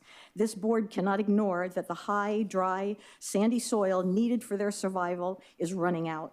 Land soil surveys by the Department of Agriculture's Natural Resource Conservation Services has calculated that 24% of this property has highly suitable soil for gopher tortoise burrows. This means that hundreds of endangered animals such as the Florida pine snake, Florida mouse, and gopher frog are living on this property. The developers' plan to relocate the gopher tortoise is a failing strategy because Florida is running out of certified recipient sites. The many other endangered species that cannot live without these burrows, if not buried alive during construction, create ghost populations. If animals functionally doomed to local extinction. Policymaking processes and participating in this public hearing must ensure that those Florida gopher tortoises and all the animals that are already living in these burrows on these rural lands are protected and not killed. And I invite an environmental biologist to survey this land and look for those burrows because they can't easily be seen and you don't know the hundreds of animals that are already occupying this land. Thank you, ma'am. Is Michelle McCoy virtual? Michelle and Sean did not check into the meeting. Okay, thank you. We got Lisa Wolfson, followed by Robert Wolfson, then Adam Keller, who's virtual, then David Byington.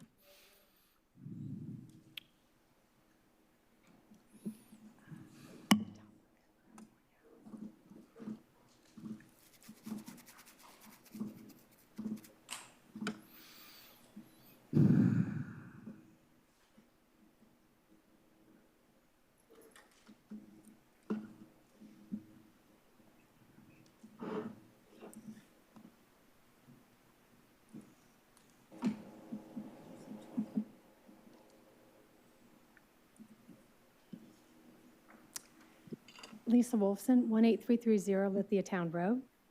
Good evening, Commissioners. So these are 14 documented panther sightings along an extremely active wildlife corridor with encounter emails submitted to the BOCC portal. Panthers travel from the Alafia River through the subject property and onward to Cheeto Branch and Alafia State Park. I personally witnessed one traveling toward the northern border of the subject property and encountered a second panther while riding my horse in Cheeto Branch Preserve.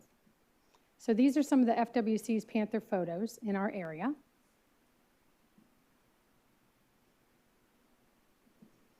So credit goes to Mark Smith, who captured this beautiful photo less than 2 miles from the subject property. We are here today because the proposed high-density subdivision would block their ability to travel, which is critical for genetic diversity to avoid extinction.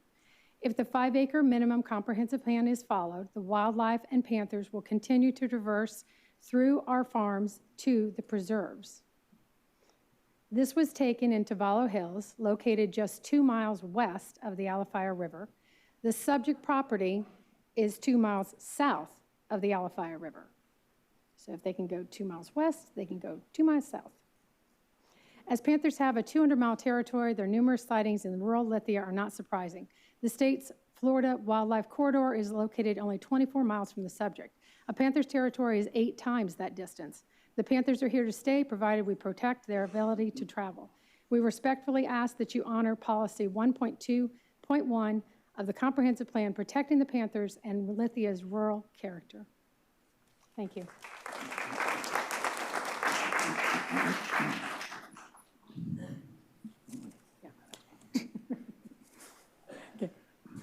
Rob Wolfson, Lithia Town Road. The wildlife corridor shown in red follows Little Fishhawk Creek onto the northern center portion of the subject property. In July, we installed 4 game cameras along the northern border in conservation land. We documented abundant wildlife and numerous well-worn game trails that lead directly onto the center of the subject property. While unfortunately we did not capture a panther during the 30-day study, with limited cameras and time, the wildlife activity was significant. Bear in mind, panthers follow the game. In several of these photos, multiple deer are traveling together. This application is incredibly inconsistent with the adjacent agricultural properties where cattle, horses, goats, and chicken reside. We live 1 mile south of the subject. In that 1 mile, there are only 5 homes between us and the subject. That is the typical density of rural Lithia. Honoring policy 1.2.1 of the comprehensive plan would preserve the existing rural character to the south, east, and west of the subject property. The northern border, where we documented extensive wildlife activity, is deep conservation land, not fishhawk homes. The applicant has portrayed fishhawk as being directly adjacent to the property. In reality, the northern boundary connects to preserved conservation land. When fishhawk was designed, Newland intentionally preserved this land to create a thoughtful transition to the USA boundary. The proposed subdivision provides no such gradual transition. This is the wrong location for a high-density subdivision and conflicts with Hillsborough County's policies protecting Lithia's rural character. We support development consistent with the comprehensive plan. 38 homes, not 380. Commissioners, please do the right thing and deny this application. Thank you, Mr. Wolfson. Adam Keller, who's virtual, followed by David Byington, Brenda Fewox, Tegan Zeely, and Sue Zeely. Is Adam on the line? I am, yes. Good evening. Hi, Adam Keller.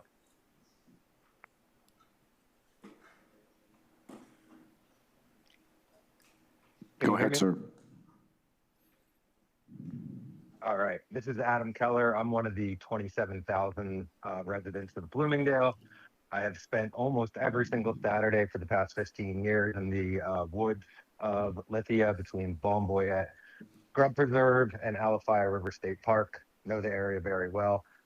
I'm in strong opposition to this proposal for the new development on Dorman Road. Lithia is already experiencing significant traffic congestion. I don't have empirical data or metrics, just look around, it's evident. Adding hundreds of additional homes will place even greater strain on the infrastructure that's already struggling to accommodate existing demand. More broadly, I'm deeply concerned about the continued loss of wildlife, forest, open space, and the rural character that makes this part of Florida special. Florida's already experienced enormous losses of natural habitat, and continued development comes with consequences for wildlife, water quality, stormwater management, and the quality of life for existing residents. I'm deeply concerned about the impact that large developers behind proposals like this have had on homeowners already in this community. I believe everyone in the community knows exactly the type of developers I'm referring to. My father-in-law's home was flooded last hurricane after a developer put a new community behind his property. From our family's experience, that development appears to have significantly changed the drainage and stormwater conditions affecting his property. Watching an existing homeowner experience that kind of catastrophic loss, while a large developer continues to generate substantial economic benefit, is extremely frustrating. I believe Hillsborough County has an obligation to consider not only the number of homes the developer proposes to build, but also the cumulative consequences for existing residents, traffic, drainage, wildlife, and the remaining rural character of the area. Development should not come at the expense of the people and environment already here. I heard it said that this particular area, there's no evidence that there's wildlife. David Byington. Is David here? Followed by Brenda Feewox, Tegan Zeeley, Sue Zeeley, Dr. Corey Campbell. Good evening. Good evening. My name is Dave Byington, 7510 Lithia Pinecrest Road. This has been my residence for a whole 3 weeks. I cannot believe I'm standing up here having to deny another development. I moved in this area for what it is, not for what they want it to be. I've lived in Hillsborough County since 1989. Started in Brandon. Got chased out of there because of development, crime, and traffic. Moved to rural Riverview. That lasted 12 years from Lithia because of development and crime. How many times do I have to move in Hillsborough County? Pasco County is right down the street. These go home and get it. Going to go home. Their lifestyle is ruined. Think of your constituents. You vote yes on this, your name will be on the. You will be responsible for their law development. Your name is because of the flood. Your name is going to those people not get the emergency response they need. And when somebody dies, that is going to be on your names for your time. Thank you, Dr. Campbell. 190 Norman Road.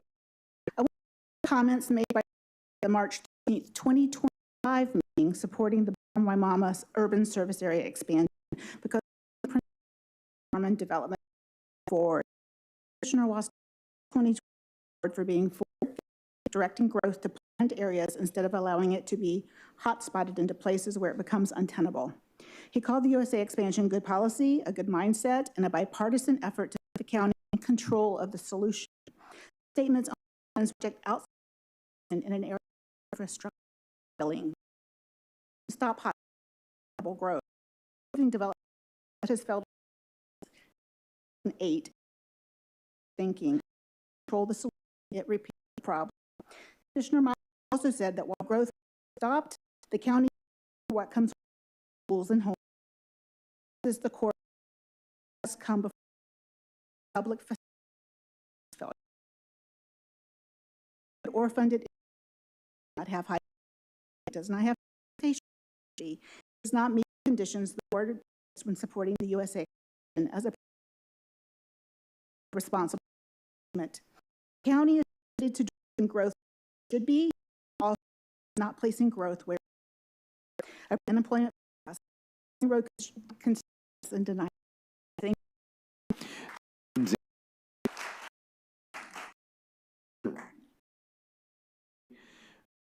Cam Martin.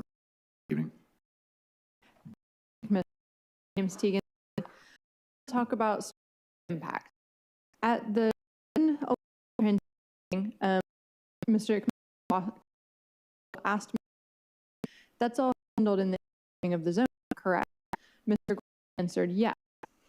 And Commissioner Bostel said, and engineering site zoning analysis review of the storm requirements in Florida. The problem is two different inquiries. Water in particular drainage design handled as permitting, but as a comprehensive criteria question.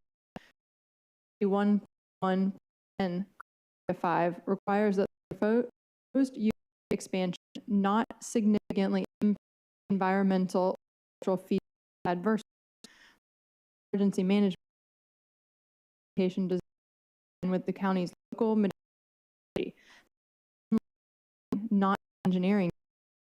Residents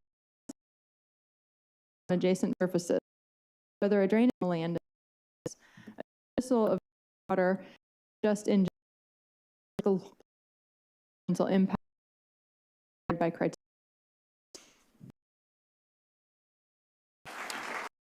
Susie,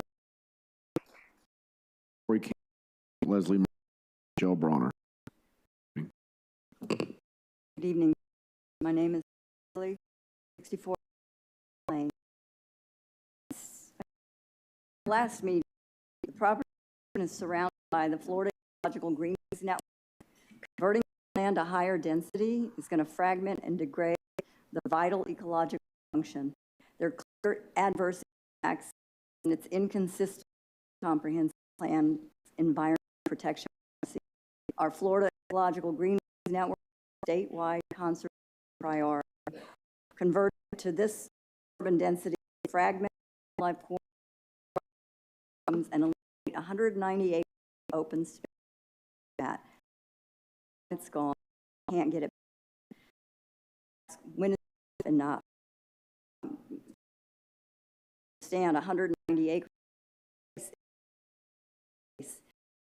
drinking water. It tap for wildlife. It's the supply. System fragile and enough ready. It's our job to protect it, destroy it. And I just this development as what's the future going to be for our grandkids? We keep building and building, paving over. At what point do we draw the line? Just ask your conscience what's best for the people you present. Please vote. Thank you, Ms. Seeley. Dr. Bronner.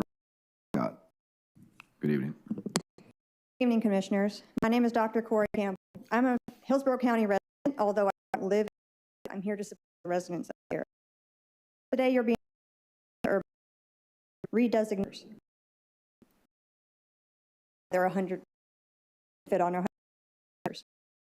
Why should this be brought to the urban service in the first place? The urban exists to an culture and land. What has changed that justifies roads or environment justify an urban change? Or has the change simply development committed to look at and plan approximately 40 acres without existing consumer commitment to consideration? Why ask citizens to participate if their voices are ignored? Matters most. It's about knowing you'll follow the plan. So plan be changed if no longer guide, then the urban becomes relying on.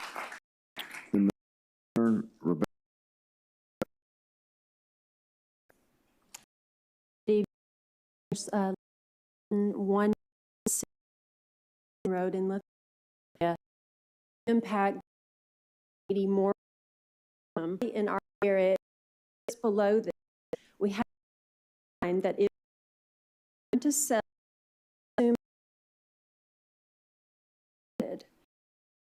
80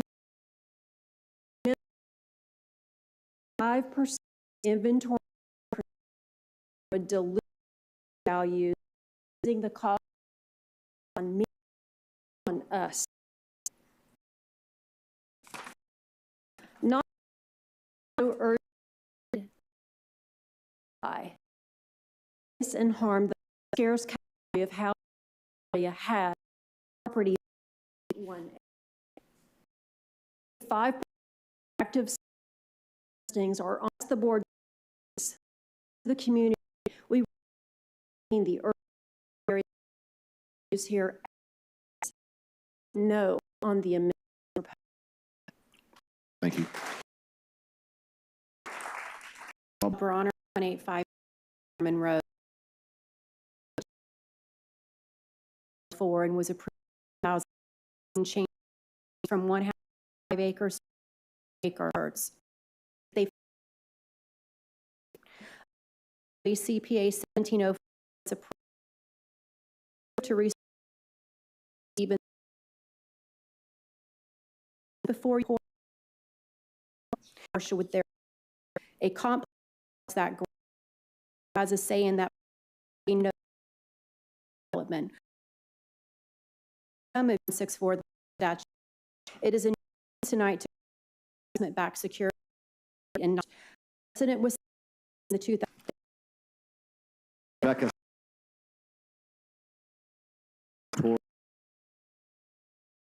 Tasha Dome.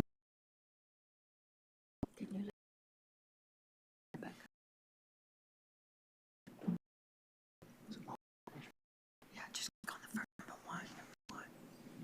Number that one, I think. Where's number one? Yep, okay. Now how do I go? Okay. My name is Dallas. That is my family. We have been there for over 60 years. Pictures. This is my house after tropical, and every single talk got up there, not control. Now that up, I don't own the ocean.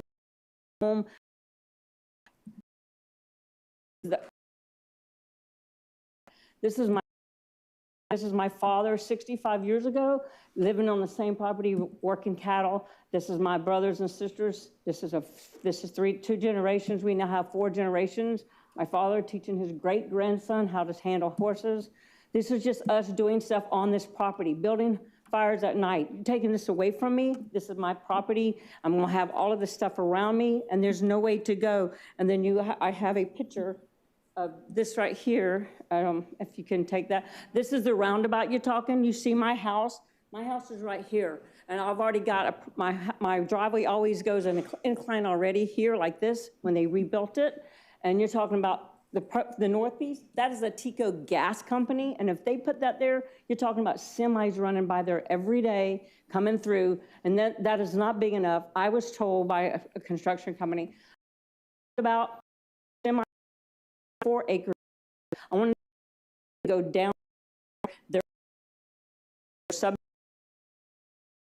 Too close.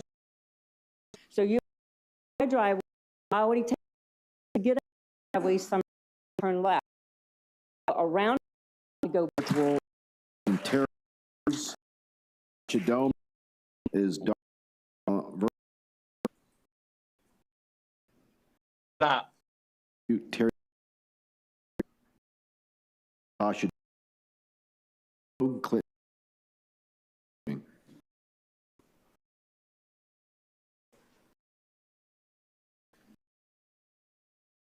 I'm 920 Welcome.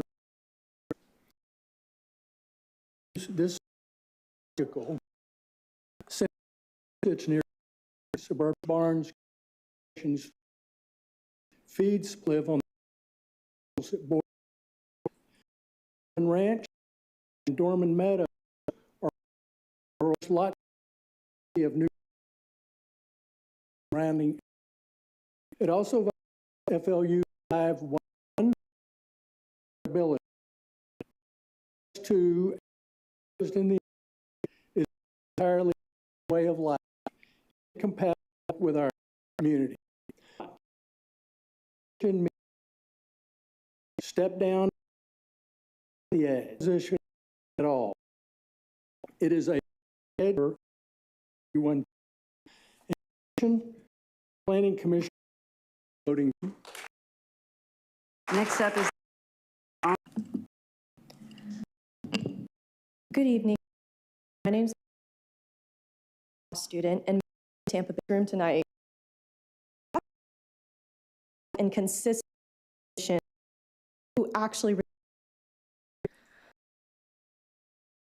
are important at the legal obligation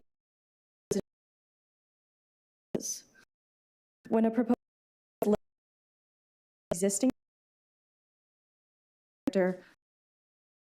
community ask with the adopted and is very point. 63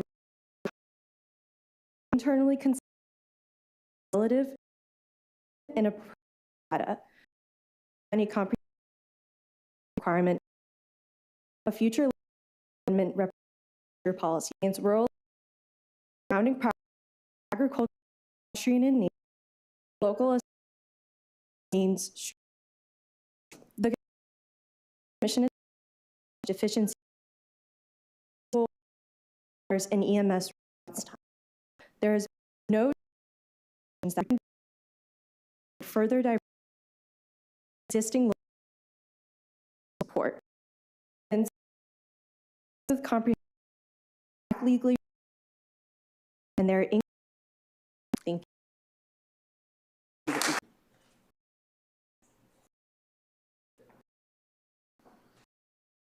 And off of a 17 Falconwood in branch the creek the wildlife there the applicants was purchased ordering the specific natural life risk the appointment all know is the vehicles are standard of danger. We've been being told that, excuse me, why the two not happened. Again, you if it was your child, parent, eat it to you. And that one day my own children would get to experience something I did not. Today, we live on just 2.5 acres and breed a small herd of Simmental cattle. Both of my children have shown cattle at fairs and festivals throughout Hillsborough County, but they especially love and look forward to the Florida State Fair. My son has won awards over the years, including first place in showmanship. Last year, he won Grand Champion, and the patience, compassion, and perseverance, lessons that cannot be learned in a textbook or experienced in a deed-restricted neighborhood where raising livestock is not permitted. The Florida State Fair and local shows are more than just entertainment. They give young people a place to celebrate agriculture, build confidence, develop friendships, and proudly present months of hard work. But these shows begin on small farms like ours. Without rural land, families raising livestock, fewer children will enter those show rings, and eventually, this part of Hillsborough County agriculture heritage could disappear. I'm asking you to please not let that happen. Protect this way of life for future generations and save our rural community and vote no. Thank you. Thank you for your comments, ma'am. Next up is Margaret Jamsky, followed by Mia Struzman, and then Brianna Buck, virtually.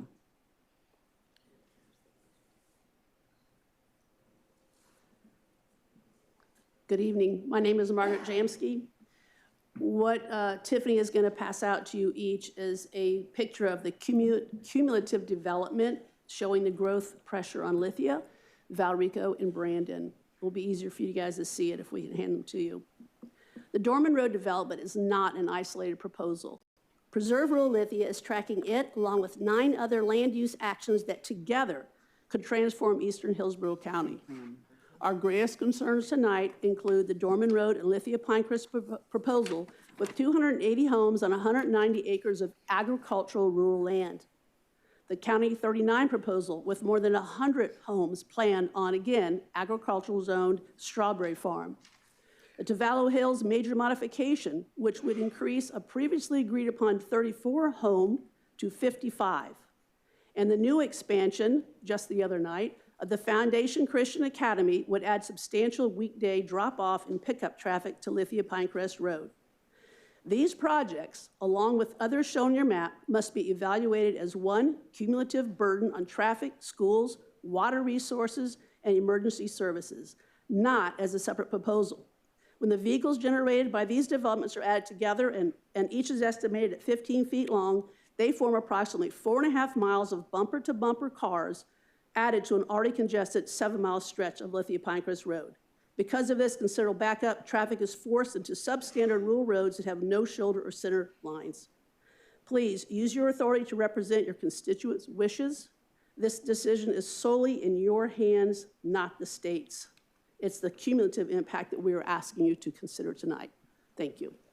Thank you, ma'am. Next up is Mia Strasman, followed by Brianna Buck virtually. Good evening. My name is Mia Stutzman. My 10 acres is adjacent to the subject property and comprises about half of the western border. This is an aerial view of Lithia surrounding the subject site. You can see that not just the adjacent lots are large lot home sites. It extends well past the adjacent lots. Large acreage is and has always been a hallmark in Lithia. In adopting the comprehensive plan, the county agreed. Flu policy 3.1.2 requires gradual transition of intentions and densities. The Planning Commission staff report notes that the rural area directly to the east, west, and south is about 1 unit per 7.6 acres, or 0.13 houses per acre. The staff report also notes that the Fishhawk RP2 property north of the site is 1.62 units per acre. Allowing 2 units per acre is more dense than anything built around it, 20% higher than the Fishhawk development to the north, and more than 10 times greater on the other 3 sides. That is not gradual. It is a profound shift at the last large tract of land between the urban and rural area.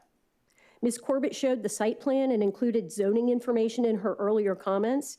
I did not mention any of these items because this vote is for the future land use of 2 units per acre or 380 homes, and that is what you should be evaluating right now. Based on the site plan, there is no meaningful conservation area along the south or east sides where low-density properties currently exist. Because this development barely touches to the north. Instead, homes built 10 feet apart will be adjacent to low-density properties. A fence and 20 feet of landscaping cannot fully mitigate the noise, lighting, and other impacts on horses and livestock. We are not against development. Thank you. Appreciate comments. Brianna Buck, who's virtual, followed by J.B. Bagley, Gregory Morris, and Erica Taylor. Is Brianna on the line? Brianna did not check into the meeting. Okay, thank you. J.B. Bagley, Gregory Morris, Erica Taylor, and Charlotte Taylor. Good evening. Good evening. Thank you, Mr. Hagan, for your time. My name is J.B. Bagley, live at 7151 Lithia Pinecrest Road. I want to preface this by saying I'm a third generation that has lived in Lithia. I've been there my entire life. My dad graduated from Pinecrest High School. Have a road named after my grandfather off of Bryant Road that is very close to the development that's being planned. All that being said, I've seen a whole hell of a lot of change over the last 50 years. I'm sure all of you have too. One thing that hasn't changed is Lithia Pinecrest Road. It's the same damn road I've been traveling since I was a little kid in my mom and dad's car since the 1970s. And it's a complete and utter disaster. Something needs to be done. If this would have been taken care of 20, 30 years ago when Fishhawk was built, we wouldn't be here. I wouldn't be complaining about the growth. I understand the growth is inevitable and it's coming. I get it. We need to fix Lithia Pinecrest. It needs to be 4-laned. We need to fix the intersection at Fishhawk and Lithia Pinecrest and the intersection of 39 and Lithia Pinecrest. We need to pause this until that can be done. And when it has, we can revisit this and we can certainly do some smart growth out in Lithia. But what I would really say all in all, read the room, look at everybody behind you, and vote no. Thank you. Thank you, Mr. Bagley. Gregory Morris, Erica Taylor, Charlotte Taylor, and Mary Ellen Vanhoff, who's virtual. Good evening. Good evening. Thank you, commissioners. My name is Gregory Morris. I was born in this county, raised in Lithia, and my parents' property is Still my kids' favorite playground. I want to ask a very simple question tonight. Why does Hillsborough, or any county in Florida, have a comprehensive plan that includes this classification for agricultural and rural land? Is that just sort of a slush fund for future urban development? Or is having a green belt in eastern Hillsborough part of this county's character, something permanent even? I know the answer for those of us who grew up in Lithia and love that land. For us, rural land is part of Hillsborough's character, part of heritage. For it becomes just East Nellis and rooftops from Bay to Polk. It ain't Hillsborough anymore. A commission that approves amendment after amendment to what's left of rural Hillsborough and suburban are giving the opposite answer to that question. And is not a part of the long or plan for this county. They are proving that they don't have a plan, except to keep paving over a building until they run out of county.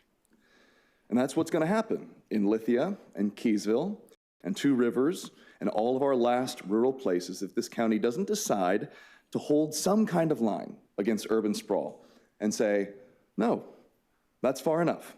We've covered enough land with gated communities and Wawas and car washes. Having open spaces and real-life ranches and cows and horses, and maybe even a panther or two from time to time, is a permanent part of this county's character. We're going to show we have the discipline and stewardship to treat what's left of rural Hillsborough as more than a placeholder for future pavement. I certainly hope this commission has the wisdom to say those words at some point, and tonight would be a great time. Thank you. Thank you, sir. Erica Taylor, followed by Charlotte Taylor, then Mary Ellen Vandoff. My name is Erica Taylor. R2 is labeled semi-rural category in Table 2.2 of the flu section, but that's not the question in front of you tonight. The question isn't what the category is called. The question is whether applying R2 to this specific site meets the comp plan's own compatibility standard. Flu Policy 3.1.2 requires gradual transition of intensities and densities between different land uses as new development is proposed. The existing designation on this land is Ag Rural, 1 unit per 5 acres. The proposed R2 allows up to 2 units per acre. Do the math, that is a 10-fold increase in density. Not a step, not a gradual transition, a 10-fold jump. Certified planner Susan Swift said it best in her report. In no dictionary or interpretation would the words gradual transition mean a 10-fold increase in density. She's right, and this board doesn't have to take my word for it or hers alone. The County Planning Commission already looked at this exact application and found it inconsistent with Flu Policy 3.1.2, 4-3, no matter which board members were missing. So when you hear R2 is designed to be a bridge or buffer between rural and urban areas, understand that's true in the abstract on paper in Table 2.2. It's not true here on this parcel at this density next to Ag Rural in 1.5. A label doesn't satisfy a policy. The math has to satisfy the policy, and 10-fold density does not. Here are some examples that Here are some examples of them stating, the applicant stating vegetated buffer promoting cohesive development, R2. But all of these developments have natural trees that separate the land. They have vegetated buffer and natural features separating. Thank you, Ms. Taylor. Charlotte Taylor, followed by Mary Ellen Vantoff, that's virtual, then Chelsea Thiesman and Hayden Richardson. Good evening. Good evening. My name is Charlotte Taylor. My family moved here in 2019 from the Midwest so me and my brother could grow up close to our cousins. Back then, we lived in an HOA neighborhood with a small yard. When we moved here, my parents chose a home on an acre, and that one change makes my childhood so much different than my cousins. They're growing up in the city life, while my brother and I grow up with space. We have a treehouse our dad built for us. We ride four-wheelers in a golf cart. We practice baseball and volleyball in our yard. We have a trampoline that our cousins and fishhawk friends flock to when they come over because their yards aren't big enough for one. Our dogs have space to run, and my brother and I are able to raise 2 pigs, a turkey for the Hillsborough County Fair, right in my own backyard. Where some people see homes for more families, Families like mine see fewer opportunities to live the kind of life that changed me. I've learned so much from showing my pigs, and I'm luckier than most kids because I have the space to do it at my own house. Keeping them at my house also helps them from getting sick. Lots of kids can't show animals because they don't have space or they live in HOAs. Raising animals hasn't just been fun. It's teaching me real life skills. We're learning public speaking, how to talk to potential buyers, responsibility, and how to manage money. So far, I've earned over $7,000 from my 2 pigs. My money has helped me buy animals, a livestock trailer, and supplies. How many 13-year-olds can say that? That's why I'm asking you to think about what this land means to families like mine. Not everybody wants a small yard right next to neighbors. Some want an acre or more so they can live the rural life, raise animals, explore nature, and grow up the way that I've been lucky enough to grow up. Thank you. Nicely done, Ms. Taylor. Next up is Mary Ellen Vantoff virtually. Did Mary Ellen Vantoff check in? Mary Ellen did not check into the meeting. Thank you very much. Next up will be Chelsea Theismann and followed by Hayden Richardson.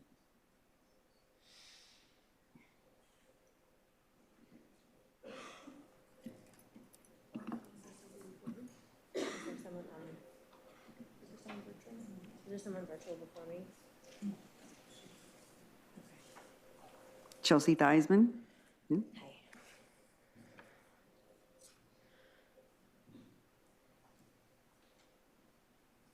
Good evening. My name is Chelsea Theismann. In 1993, the USA was created to provide living options, responsible infrastructure such as roads, schools, public safety, and land use decisions to better meet the needs of current and future residents.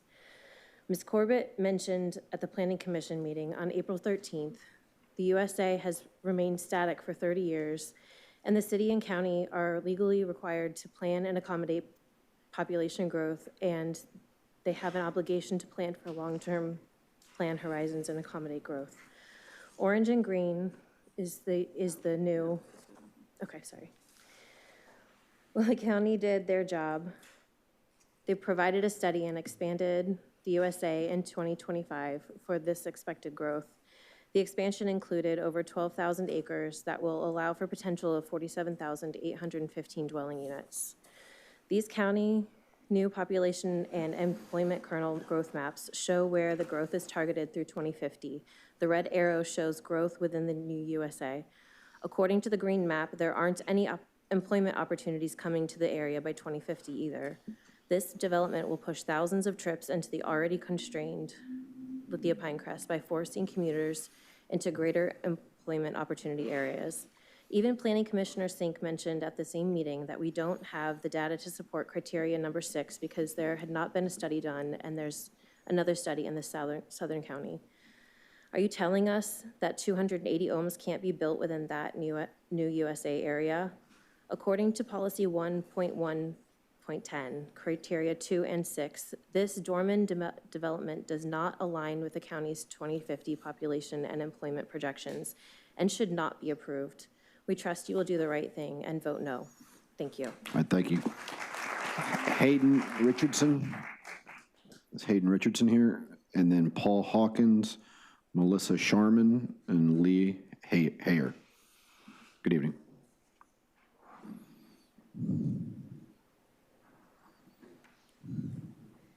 Good evening. My name is Hayden Richardson, and I live on Browning Road, which runs parallel to Dorman.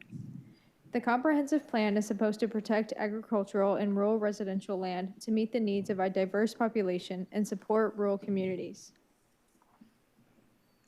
This expansion rezones working rural land as a residential subdivision, reversing the county's own growth containment strategy. If it weren't for these rural properties in our area, I wouldn't have been able to pursue my passion of raising and showing dairy goats.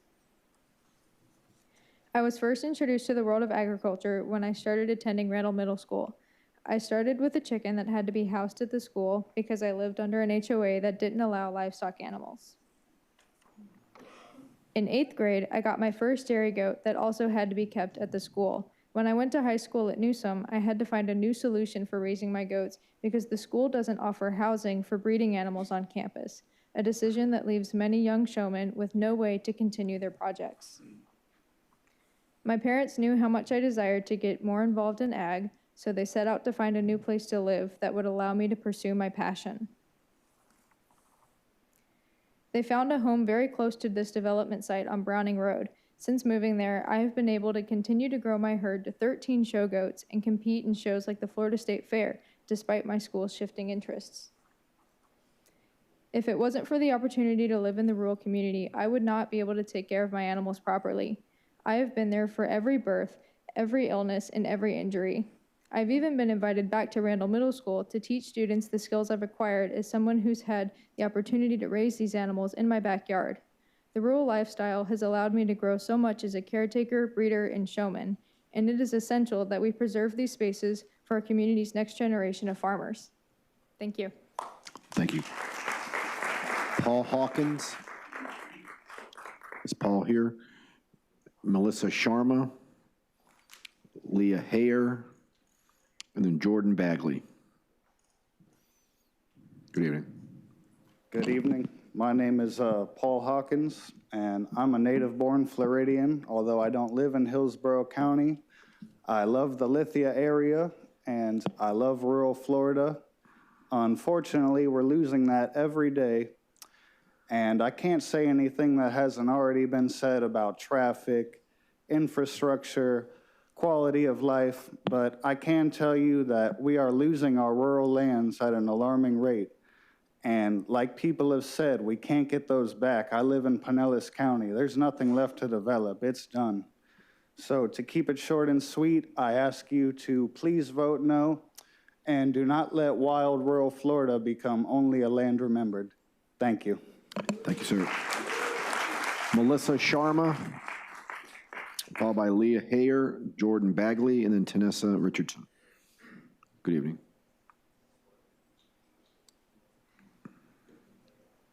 Is that going to show? Good evening. My name is Melissa Sharma, and I live in Fishhawk. And my kids are on that double bus route that was mentioned earlier. I live 2.2 miles from Newsom High School, and they are late almost every day. So we decided to drive them. It takes 30 minutes to drive 2.2 miles from my house in Sterling to the school. The county's own investments show us where future growth is expected and where infrastructure is being planned to support it. Schools, if you look at the map, you can see that the school district has identified the southern region of Hillsborough County for future school sites because that's where additional capacity will be needed for as enrollment grows. The area we're discussing today isn't where those future school sites are being planned. Adding dense development here increases pressure on schools without the corresponding infrastructure to support it. Public safety. Fire Station 47 of Ruskin is scheduled for completion in 2026. That's a significant investment in emergency response infrastructure in an area where the county anticipates continued growth. But a new fire station cannot solve the problems created by development in areas where roads are already congested and emergency routes are limited. Water. The county is investing approximately $1.6 in the One Water project to secure a long-term water supply from southern Hillsborough County. Again, that's a major investment being made to prepare for future growth and future demand. These investments tell us something important, that the county knows growth is coming and is planning future infrastructure around that growth. The question before you is whether this amendment follows that planning or works against it. This isn't about being anti-growth. It's about making sure growth is matched with the roads, schools, water, and public safety infrastructure needed to support it. For those reasons, I respectfully ask you to deny this amendment. Thank you, ma'am. Lee Hayer, Jordan Bagley, Tanessa Richardson, and Jim Pink.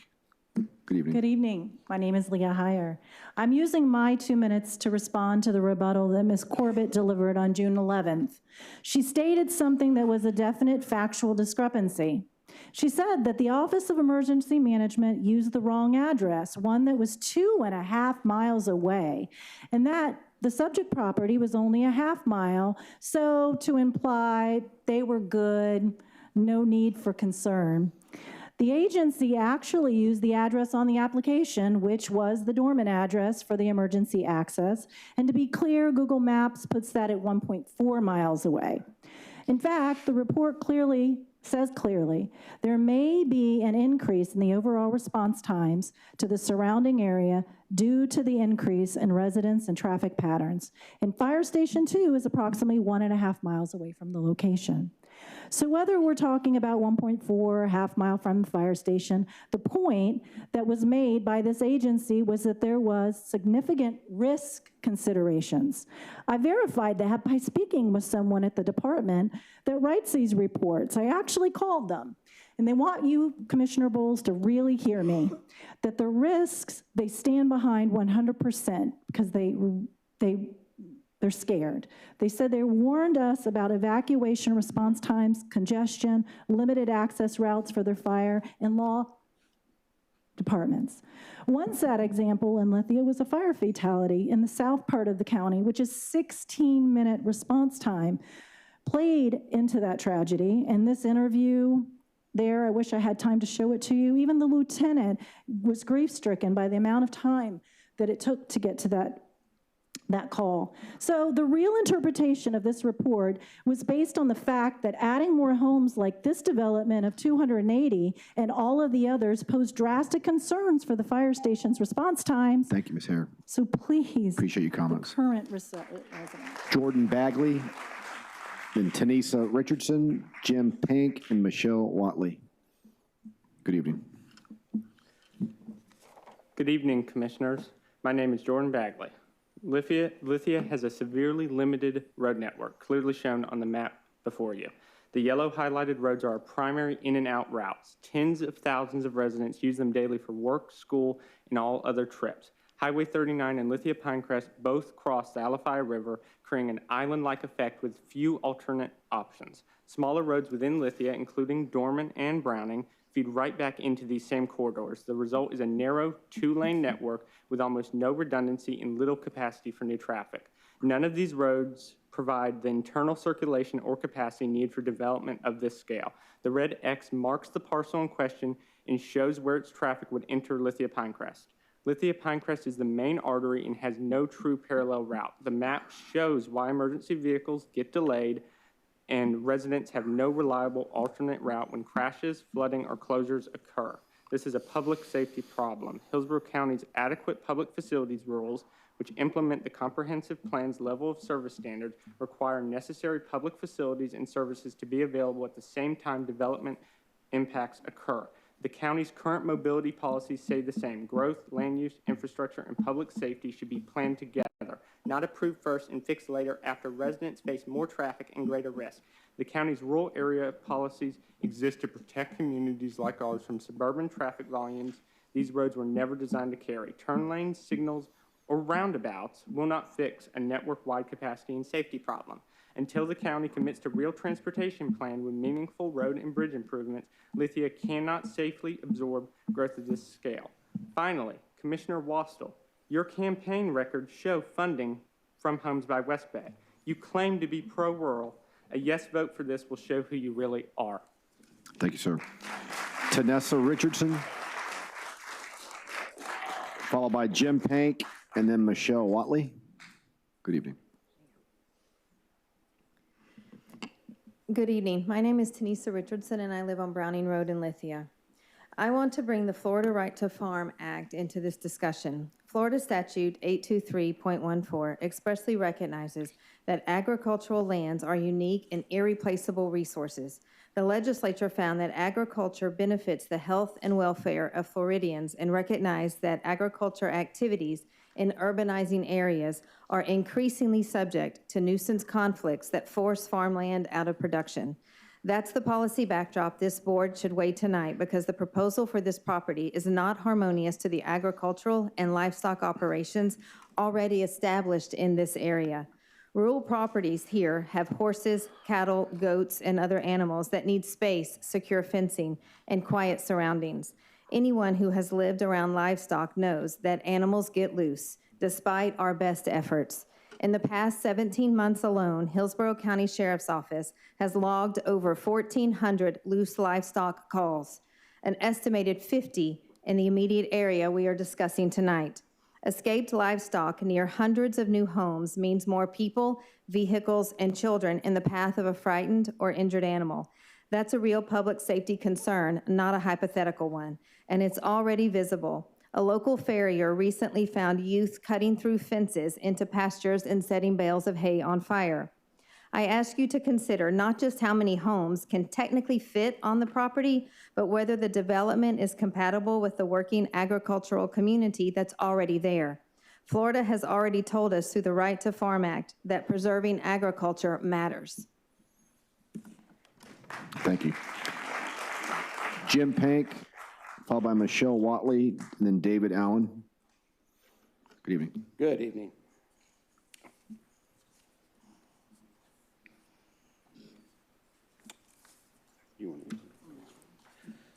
Again, good evening. My name is Jim Pank, and I'm a retired Air Force flight surgeon who's been living in Lithia since 2003.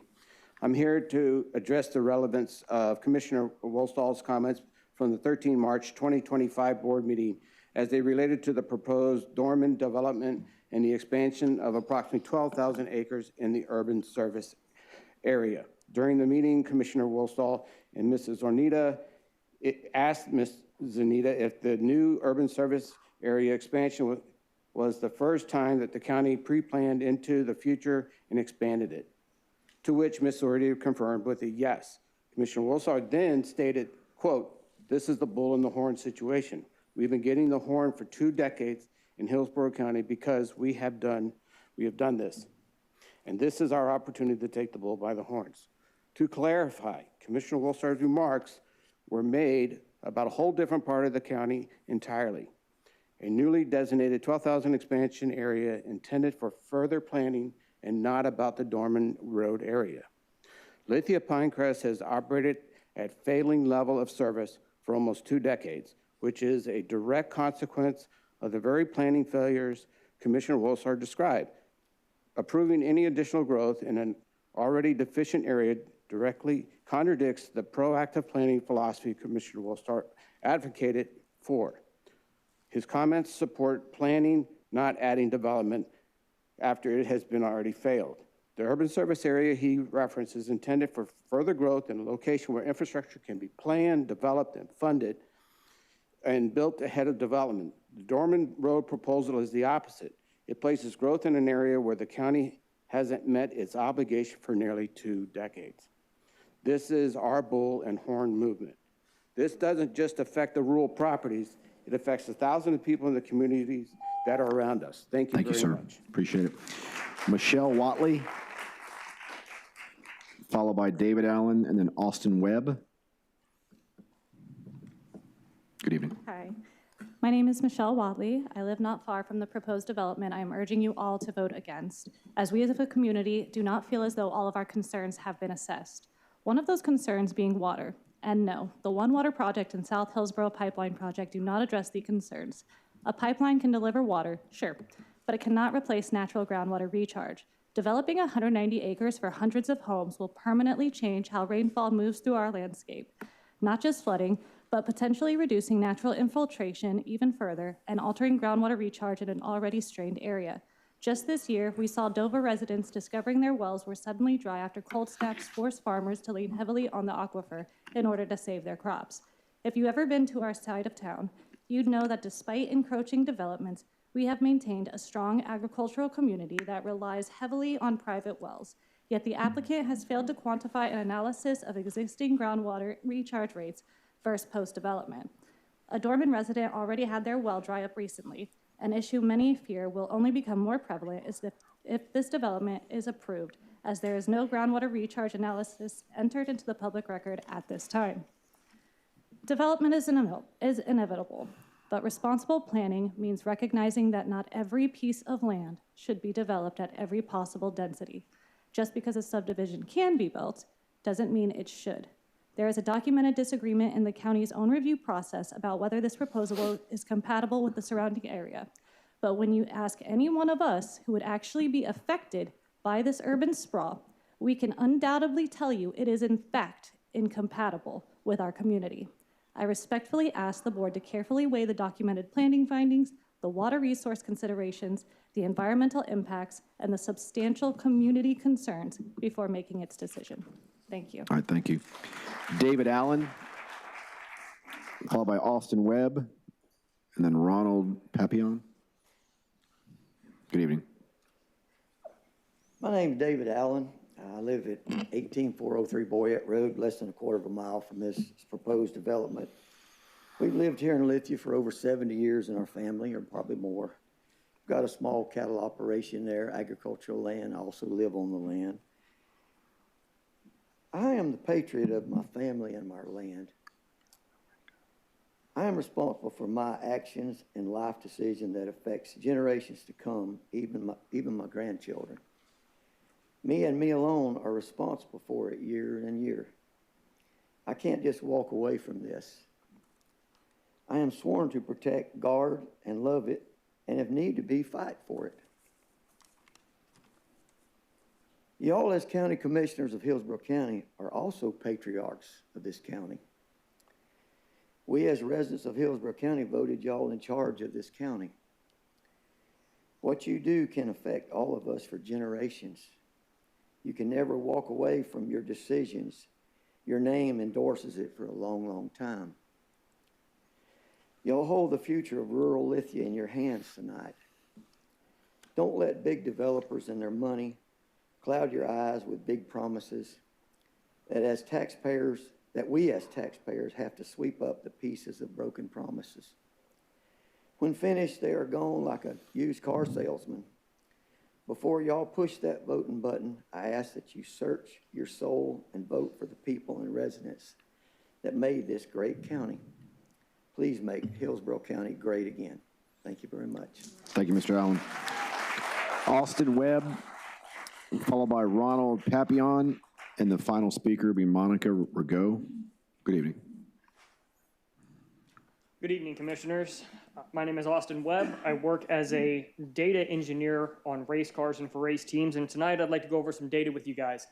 You guys have seen a lot and heard a lot about the Lithia Pinecrest Road, so let's throw some numbers at it. For nearly 2 decades, Hillsborough County has studied, planned, replanned, and repackaged the widening of Lithia Pinecrest Road, yet not a single foot of asphalt has been laid. The county's own fact sheets clearly show this. Fact sheet number 1, in January 2020 sheet. The widening from Fishhawk Boulevard to Lumsden was projected to finish construction by late 2024, with closeout in mid-2025. That didn't happen. Moving to the next document, but the next year's fact sheet, dated January 2021, pushed the construction to 2025, 2026. And then the April 2021 update, which is this sheet here, pushed that out, and it closed the project and put it on hold. By 2023, the county restarted the PD&E study, again estimating a staggering $216 million at a cost and pushing the construction to be determined on the 2024 fact sheet. And now, what we currently have from your guys' documents here. Currently, the July 2026 fact sheet, the planning phase alone in projection to finish in early 2027 with design, land, procurement, and construction all listed as to be determined, and another huge cost increase. I leave you with this, Commissioners. We're in 2026, and when a corridor has been studied this long, delayed this often, and repeatedly declared unfunded, it is irresponsible to expand the urban service area or approve the development in this area. The county's own documents show that the infrastructure needed to support the additional growth does not exist, and it is not scheduled yet.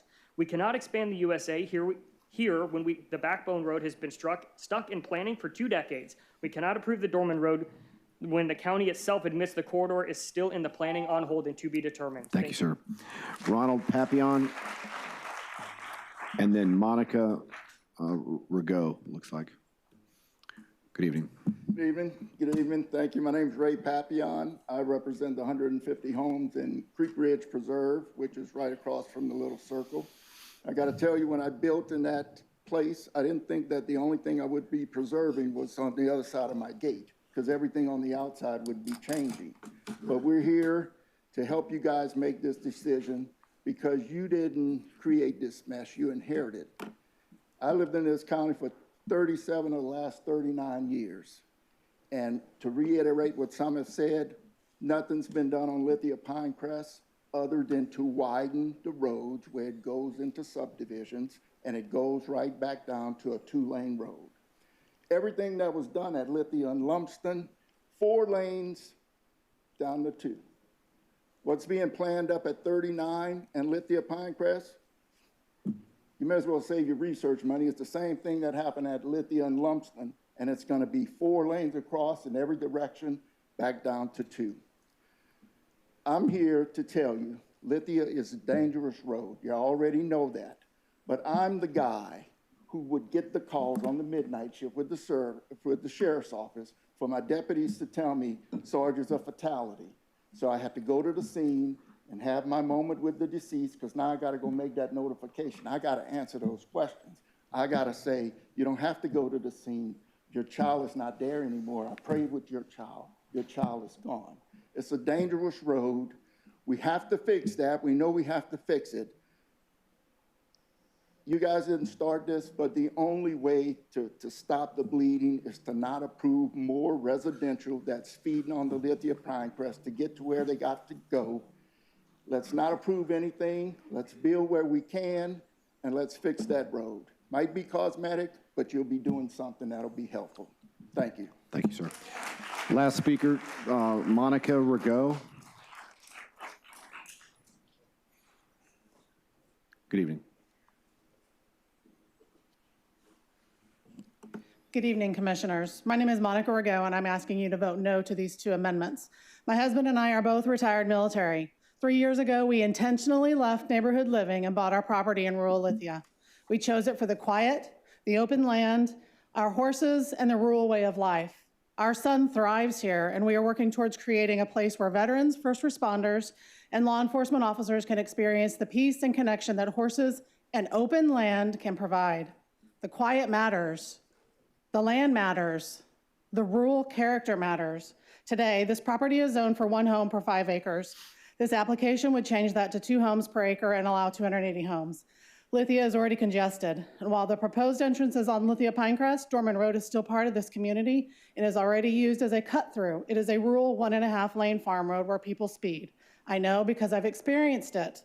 I was driving east on Dorman and slowed to turn into my driveway. A driving academy instructor, several cars behind me, attempted to pass the traffic and T-boned me as I was pulling into my own home. That is the reality of the roads we are dealing with today. Now consider adding 280 more homes to an already congested area, and there is a policy question here. Florida Land Use Policy 1.1.10, Section 7 requires consideration of whether an urban service area expansion would compromise the efficient use of land and public infrastructure or the preservation of rural areas, agricultural land, and natural areas. I believe that this application fails that standard. It dramatically increases the density in a rural area while changing the very character that this policy is intended to protect.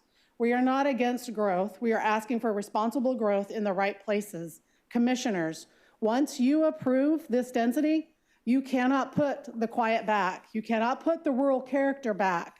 Please vote no for these 2 amendments. Protect the rural character of Lithia and the community that is already here. Thank you. Thanks. That closes the public hearing. This time, the applicant has an opportunity for rebuttal.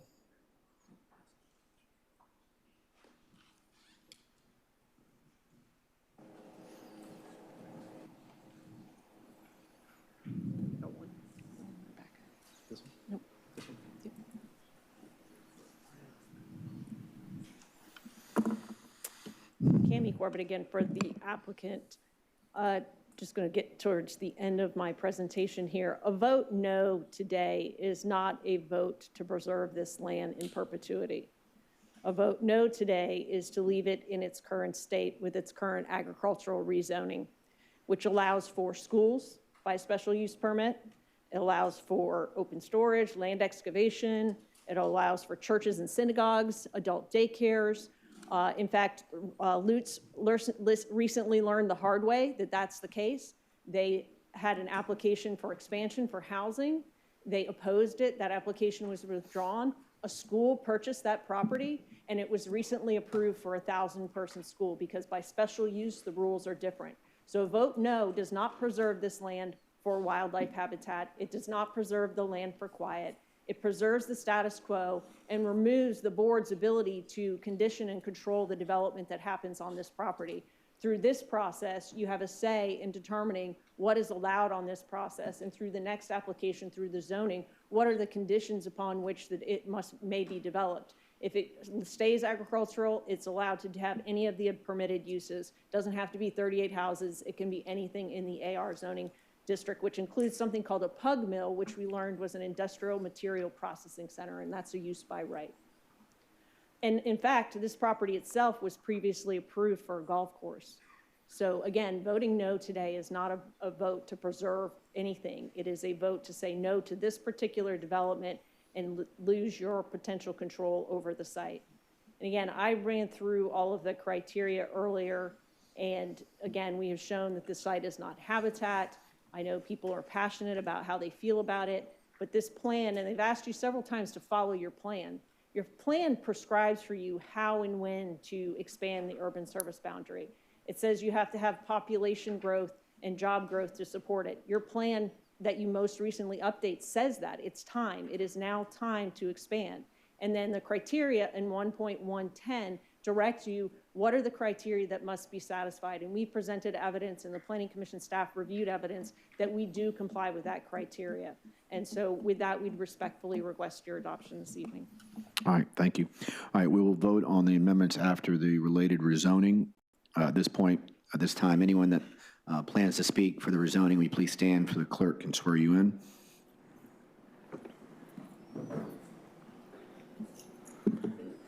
Do you swear or affirm the testimony you're about to give will be the truth, the whole truth, and nothing but the truth? Thank you. Okay, staff will introduce the item. Commissioners, the next item is related item C3. This is rezoning petition PD 26-0422. This is a request to rezone the 190.02 acre parcel from agricultural rural to planned development. They're proposing a 280 unit subdivision at a density of 1.47 dwelling units per acre with a minimum lot size of 6,000 square feet. Staff did find this request approval subject to conditions. The Planning Commission found it consistent, and the hearing officer also recommended approval with some additional conditions as outlined in his report. We're available for any questions. Thank you. All right, thank you. Applicant?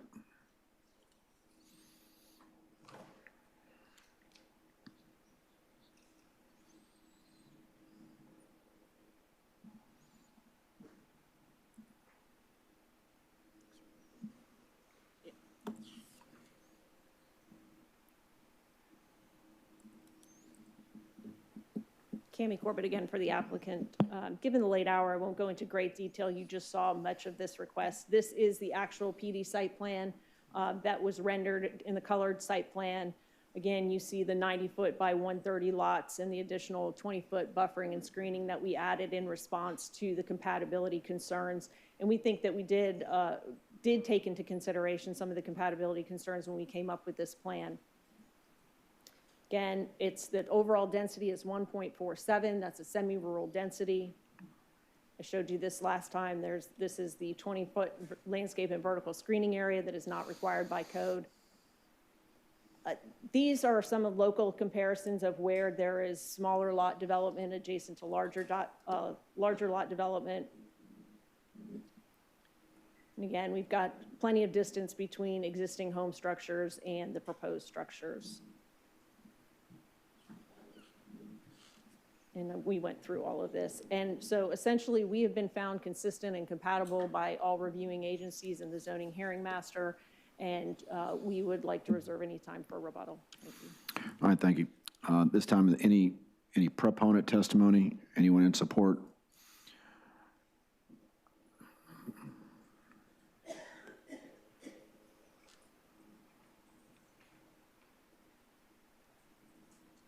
Good evening. Good evening. Barry Carpe. I represent the seller of the Two Bar S Ranch LLC, 160 acres of the 190 acres that are included in the submittal. The seller had higher density offers from other builders, including proposals at about 2 per acre. The seller chose Homes by West Bay because of reputation, quality of prior communities, and quality homes built in the area. The seller also chose the lower impact plan. This proposal is about 1.47 units per acre. 2 units per acre would be 36% more.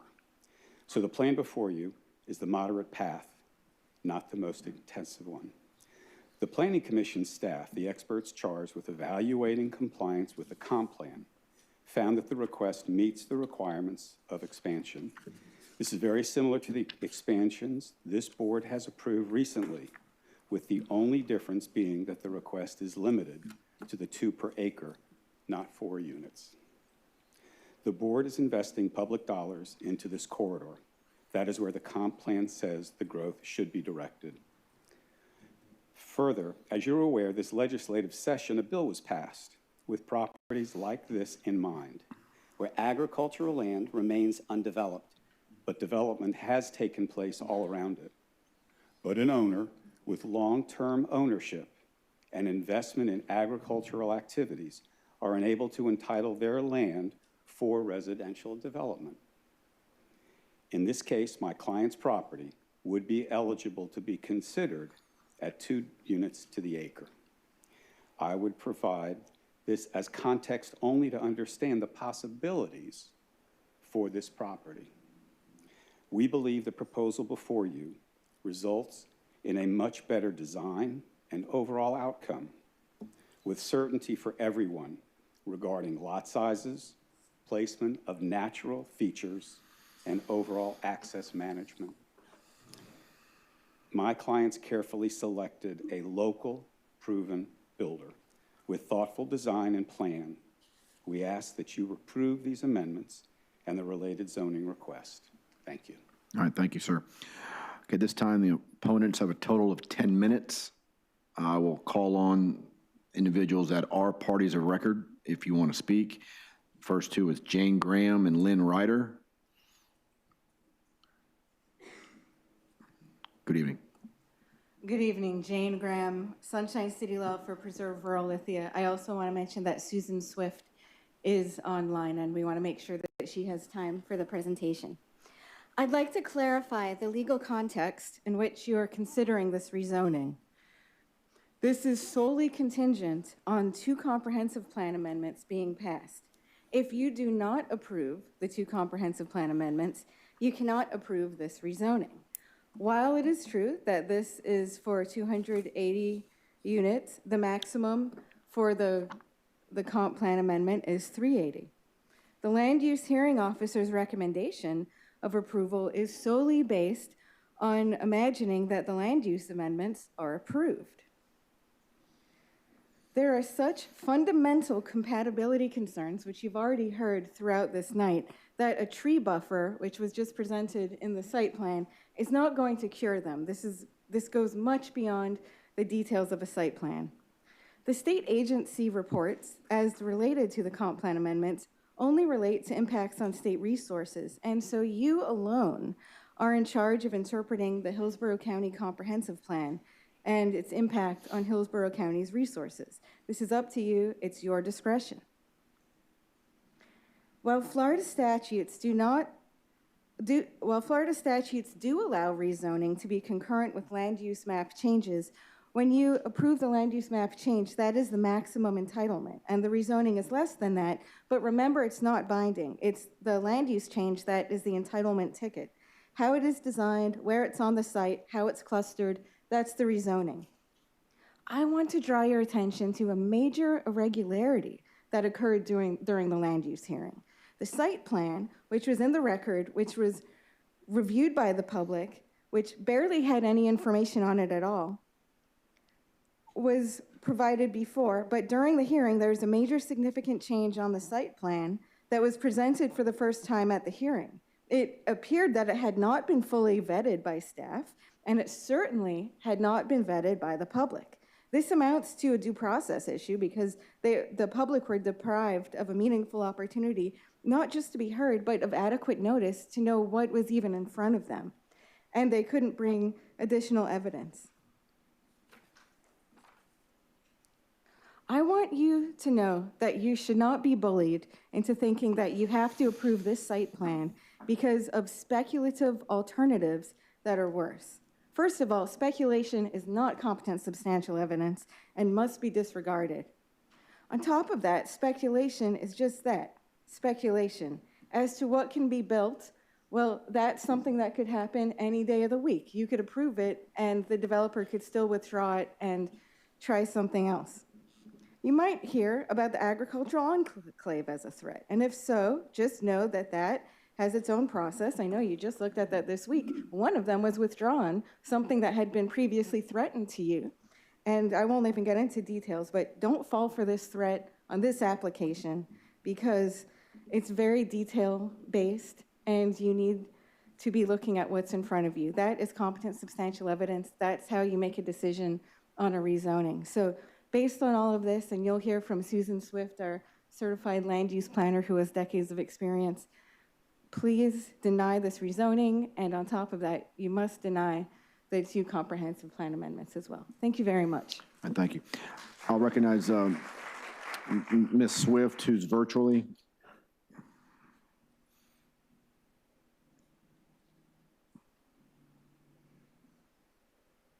Ms. Swift, are you there? Thank you. Yes, I'm here. Okay. Yes, I am. All right, please proceed. Yes, I have. I'm speaking also on behalf of Preserve Rural Lithia in opposition to the rezoning. First, the general site plan is deficient according to both the Land Development Code and the Development Review Procedures Manual.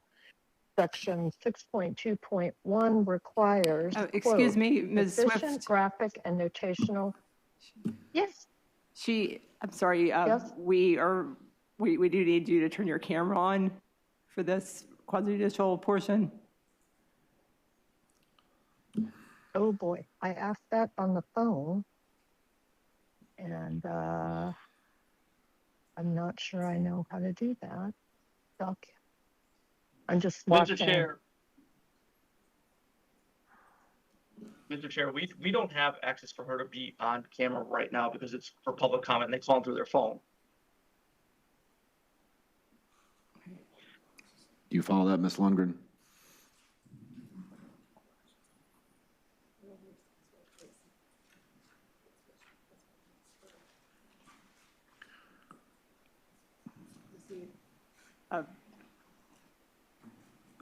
We would prefer to see her on camera, but we can proceed. Okay. Please continue, Ms. Swift. Okay, I'm sorry about that. Go ahead. Okay. I'll start almost at the beginning. My first point is the general site plan is deficient according to the Land Development Code and the Development Review Procedures Manual. Section 6.2.1 requires, quote, sufficient graphic and notational information to provide a clear understanding of the proposed development and its relationship with the surrounding area, close quote. At the zoning hearing master hearing, I had said that never in my 45 years had I seen a site plan so devoid of information, because it had no information, and some of the earlier site plans didn't even have any roads on them.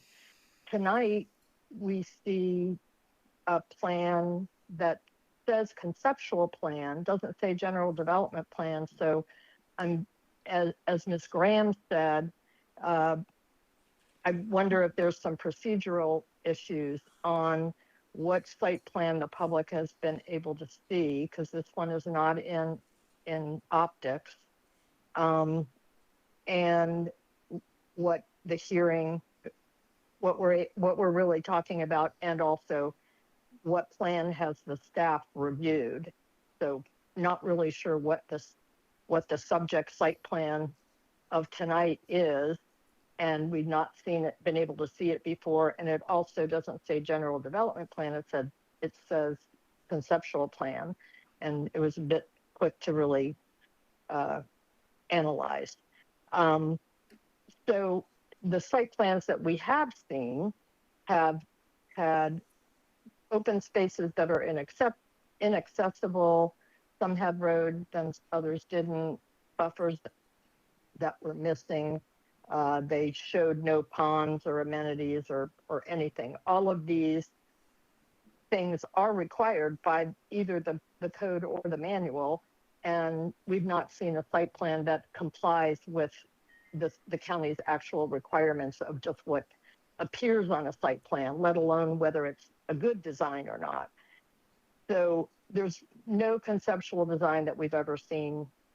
There's zero predictability for where these lots will go within the 198 acres, especially given the number of the scattered wetlands on the site and the low elevations. That is going to dictate where in a real design where these lots can be placed. So the site plan also, so I have some procedural concerns. I've not seen it handled this way before.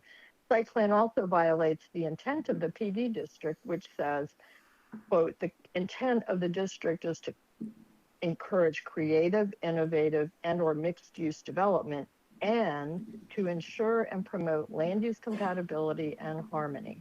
That's 50301. The project isn't creative, it's not mixed use, its density and lot sizes are clearly not compatible with the surrounding uses on three sides, south, east, and west. And I think you've heard a lot of that compatibility issue. And I would just kind of add on from a planning standpoint, there are 28 abutting lots on those three sides. The 6,000 square foot lots are completely incompatible with those. What is there now is 5 acre minimum lots. What is surrounding on all three sides are 5 acre minimum lot size. There are actually only 2 single family districts in the entire county that have lots smaller than 6,000 square feet.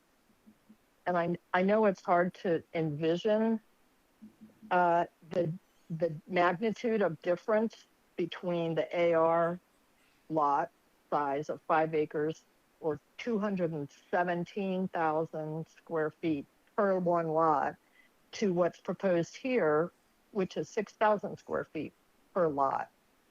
The difference is not, quote, a gradual transition. The setbacks are not compatible. The front setback for AR is 50 feet. Here is 20 feet. The side setbacks are going to be 5 feet. It's not the same character as the rural area, and that's something else that the comp plan speaks to when measuring compatibility. They're some of the smallest setbacks of any zoning district in the county.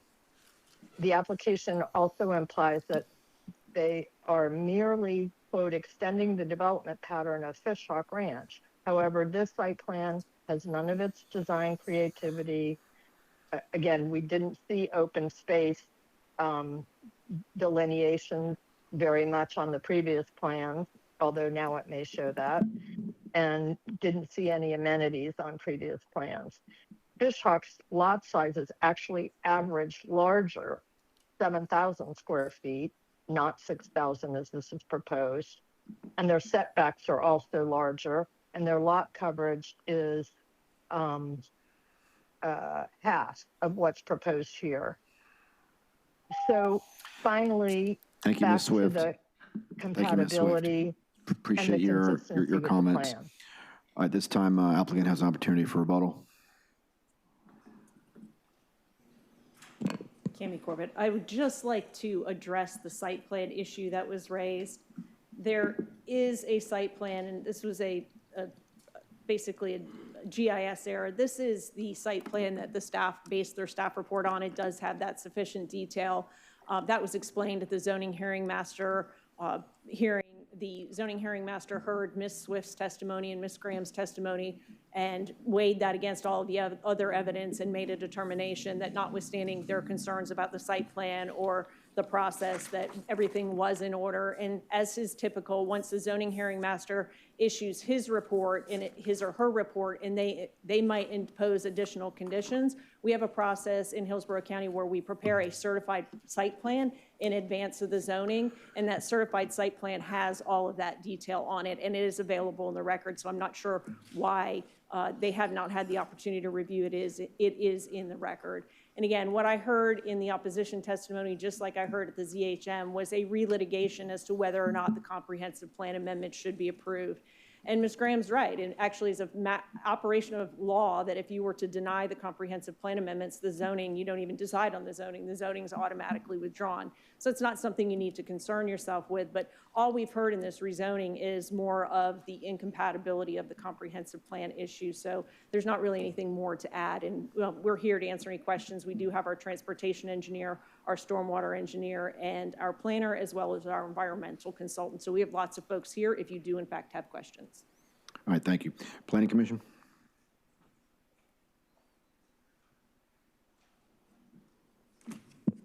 Liliana Nunahan, Planning Commission staff. This is a 190-acre subject site that is located north of Dorman Road, south of Lithia Pinecrest Road, and west of Browning Road. The site is currently in the rural area and within the limits of the South Shore Area-Wide Systems Plan. The requested rezoning is concurrent with plan amendments HCCPA 2605 and 2606, which are amendments to expand the urban service area and change the future land use designation to residential 2. Therefore, this rezoning request was reviewed as if the site is within the urban service area and designated as residential 2. Future Land Use Section Policy 3.1.3 requires all new developments to be compatible with the surrounding area, noting that compatibility does not mean the same as, rather it refers to the sensitivity of development proposals and maintaining the character of existing development. FLU's Policy 3.1.2 requires gradual transition of density and intensity between land uses, and additionally, the neighborhood protection policies in the Future Land Use section under Objective 4.4 and Policy 4.4.1 require new development to be compatible with the surrounding neighborhood, and Policy 4.4.3 requires lot size and density of newer redeveloped residential projects to reflect the character of the surrounding area. The proposed planned development will provide additional single-family housing with a predominantly residential and agricultural area. The lower proposed density of 280 units, or 1.47 units per acre, will provide for a gradual transition of density between the agricultural and rural areas to the south and east, and the denser semi-rural areas to the north and west. The proposed lot size is 6,000 square feet, or approximately 0.13 acres in size. While lot sizes proposed are much smaller than the lot sizes in the rural area to the south of the site, they are extremely comparable to the lot sizes abutting the property directly to the north, which are approximately 0.11 acres in size within the urban service area and residential 2 future land use category. The smaller lot sizes will also allow clustering of residential units to preserve the wetlands and open space on the site. Environmental Sustainability Section Objective 3.5 and Policies 3.5.1, 3.5.2, and 3.5.4 require Planning Commission staff to collaborate with the Hillsborough County Environmental Protection Commission to conserve and protect wetlands and or other surface waters from detrimental physical and hydrological alteration, and throughout the land planning and development review processes, prohibit unmitigated encroachment into wetlands and or other surface waters. The EPC left comments regarding the proposed site plan as the area contains wetlands and concluded that in the current site plan configuration, no resubmittal was necessary for the site. Based upon the above considerations and the following goals, objectives, and policies, Planning Commission staff finds the proposed plan development consistent with the unincorporated Hillsborough County Comprehensive Plan, subject to the conditions proposed by the Development Services Department. Thank you. Hearing Master. The zoning hearing master reviewed the proposed plan development rezoning and found it to be consistent with the comprehensive plan and the land development code, subject to the concurrent approval of the residential 2 future land use map amendment and inclusion of the subject site into the urban service area, subject to the conditions prepared by development services and recommended approval. All right, thank you. We'll go into board discussion. I know we need a Commissioner Cameron Spada. Yes, thank you. This area was agricultural rural land use when the residents purchased their property, as mentioned here already, and the proposed change is not a gradual transition. And as Mrs. Lang and others mentioned tonight, the schools are already at overcapacity, and there's no other schools in the area to support the growth. And there's already issues that we're having with fire departments getting through with traffic. And as also mentioned here tonight, it's taken 30 minutes to drive 2 miles, or really 2.2, I believe they said, just getting through traffic. And preserving agriculture does matter. So I cannot support moving forward with this. All right, thank you, Commissioner Miller. Thank you, Mr. Chair. I want to first start by saying thank you all for coming out tonight. I appreciate the kindness and respect that was shown to us. I hope that you know and recognize that wherever this lands today, this stuff is really hard. You know, we're elected by the people, but we have to make business decisions as we're sitting up here. And so I just want to say thank you for being respectful. And I know that that goes both ways from all of us up here. I have been working closely with you all. As you know, I live in this district. I live on rural lands. I kind of was chuckling to myself as you all were talking about neighborhoods coming right on top of rural lands because, you know, City of Plant City's pushed right into it. And I love when my son goes out and shoots ducks on the property and people call the law on us because we're out there shooting where we've been shooting for, 25 years. And so, it's very interesting where these converge. So I just hope that the board here today takes this into consideration. The people have spoken. I think you've spoken really well to us. And I know that you've been in constant contact with my office. And so I'm very familiar with all of your stories. I feel like you've made your desires known. I did want to talk to a few points because there seems to be like miscommunication. It seems very clear to me.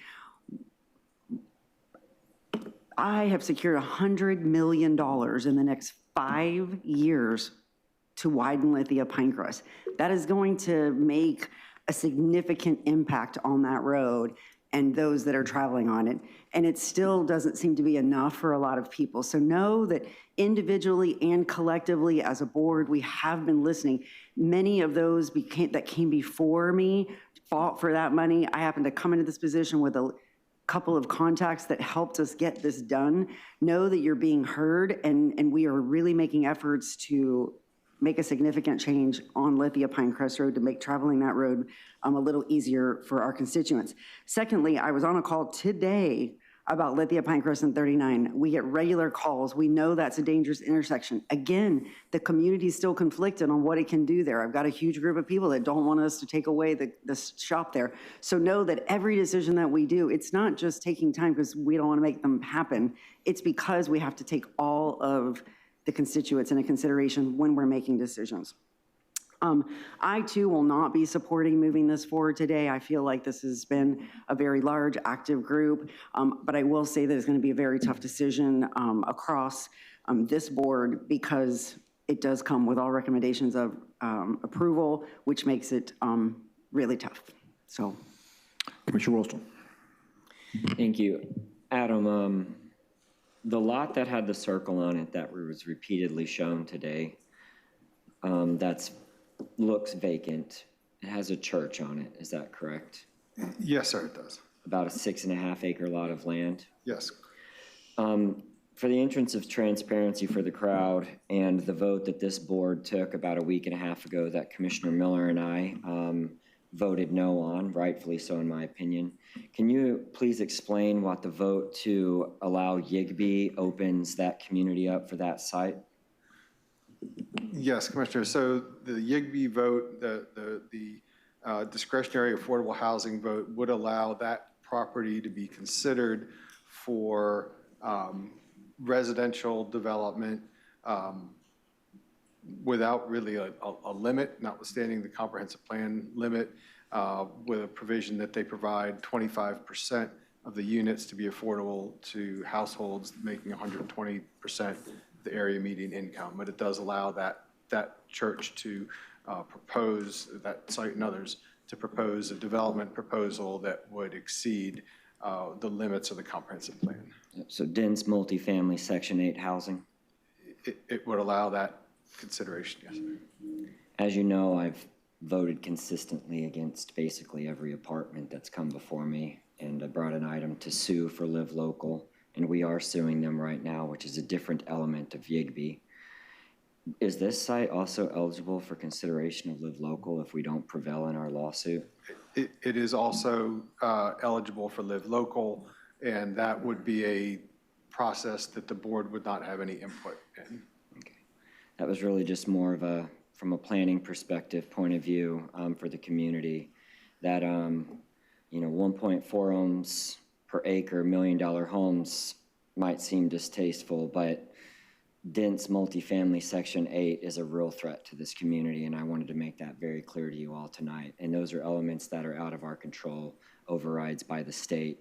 And I will continue to fight to repeal this board's pilot test of YIGB for 12 months that was enacted only a week and a half ago.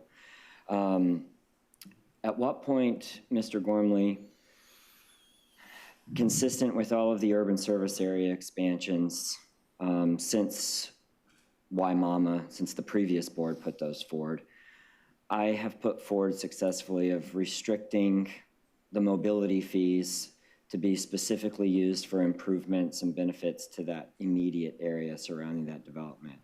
At what point of this voting does whoever makes a motion need to include that in there? Sorry. Commissioner, that could be made as part of the motion for approval, or it could be made subsequent I would suggest that at the zoning stage or subsequent thereto would be appropriate for that. Well, I can't support an item that doesn't restrict these mobility fees from immediately proving. If that's expediting improvements to Lithia Pinecrest up to Fishhawk Boulevard, using the mobility fees to expedite the improvement to Fishhawk Boulevard and Lithia Pinecrest intersection, whatever it is, staff can determine that. I see the applicant offered to do a Mufasa agreement, whatever can be orchestrated. My other question is this roundabout. FDOT is very fond of roundabouts. I know that you didn't get to respond earlier, but these are engineered for large trucks, right? We've gone through this so many times. I also had concerns, but they are correct. Yes, sir. They're designed so that there's a center hardened vertical curb, and then there's a mountable curb designed specifically for large vehicles to be able to go on a concrete edge around that traffic circle so they can successfully navigate that via semi or horse trailer large vehicle. Now, in terms of road preservation planning, at some point this needs to be double laned, but the roundabout is a single lane. So what can we do right now to ensure that there's adequate space preserved for that roundabout to be 2 lanes? So I think that would be an element that could be taken into consideration when the project is designed. There is a requirement right now for this project. There's a requirement in the conditions of the zoning that this project preserve adequate or provide adequate right-of-way to construct that roundabout within the existing right-of-way, plus what the project could provide. That could be something that is considered as part of the design of that roundabout. Okay, so that motion doesn't need to be made tonight, or it should be to ensure it's in there? It is not currently an obligation on the project to design it with that capability for a double lane. And there would be some, I think maybe some practicality of where that roundabout would go, and relative to the right-of-way on the north, it may require some right-of-way on the north side as well, just to keep it aligned with the road as it's aligned today. Okay. Well, I would just say that I hate the traffic as much as everyone. The governor's out here proposing flying cars now at his recent event, which I just don't think is reality or reasonable. But also, we have many other challenges, especially in the single-family home categories. America's total fertility replacement rate is far below what it should be. And one of those elements is the affordability for children to be able to afford a home and grow their families. Average home ownership for first-time home buyer in America is now 40 years old, an all-time high. The total fertility replacement rate has gone longer and deeper in America in its history of being below the 2.1 threshold. And I just, I don't know.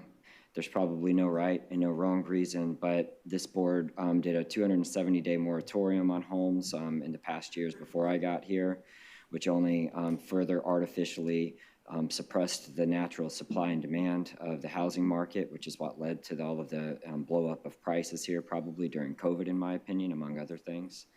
It's challenging. I'm very proud to be supported by all of, or almost all of the large ag producers in Hillsborough County, including ranchers and berry growers. And I've talked to them many times about this issue, and I heard a commissioner say that we must preserve this ag land.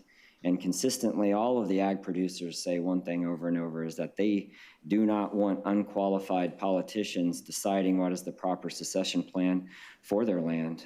We had to disappointingly allow a over-century berry farmer dispose of some of their land because it just wasn't adequate for them anymore, and they asked for Res 4.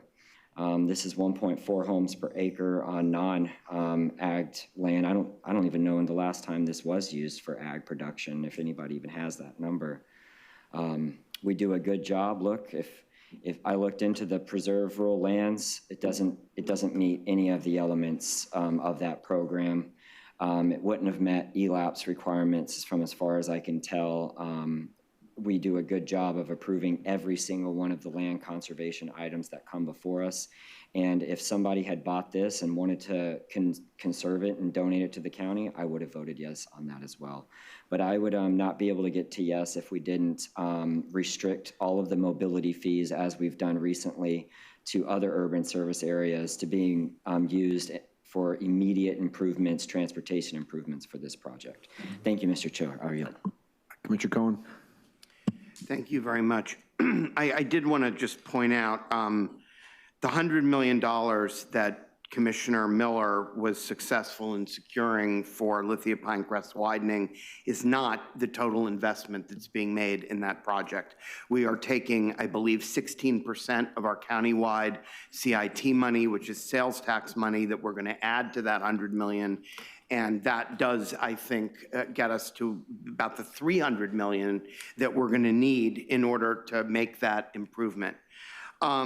The second thing I wanted to just mention is we've also committed a tremendous amount of money to the water improvements in this area. We are, between us and Tampa Bay Water, spending $533 million on a pipeline that will move 65 million gallons a day of water, drinking water, into both East and South County. And of course, it was mentioned earlier, the $1.8 billion investment that we're making in the One Water plant, which will be both for fresh water and for wastewater amelioration. I wanted to ask if the applicant could perhaps take us briefly through the site plan. I wanted to ask about a couple of specific questions about, because there did seem to be some confusion about it,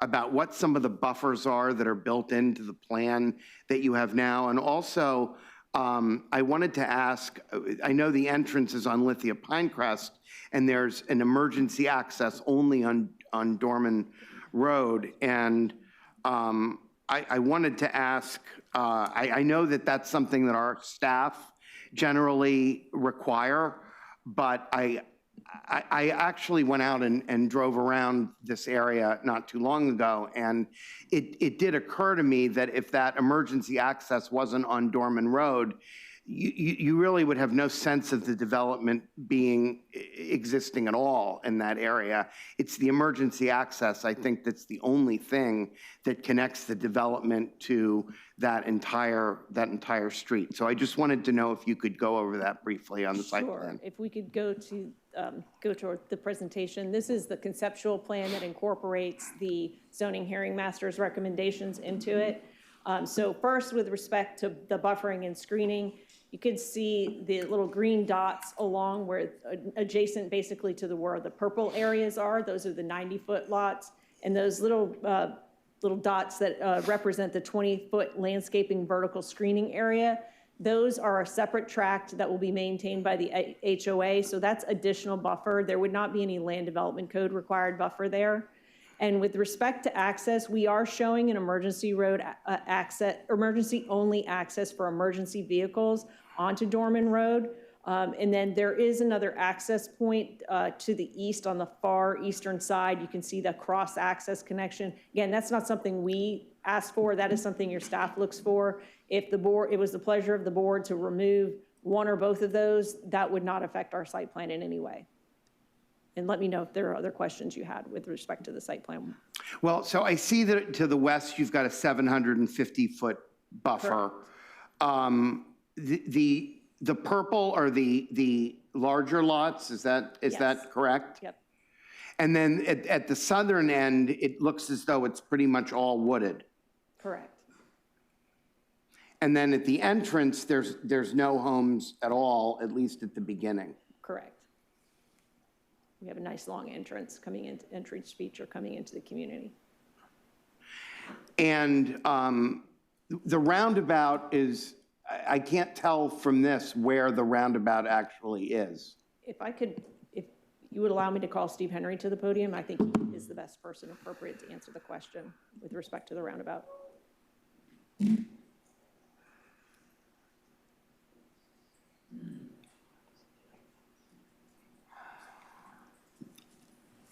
Good evening, Steve Henry. Yeah. You had a question on the Where is it? I can't tell where it is. Or maybe I'm missing something. It is, I don't know how to point with this. Is there a way to point with this? That's it, okay. Yeah, I see where it is.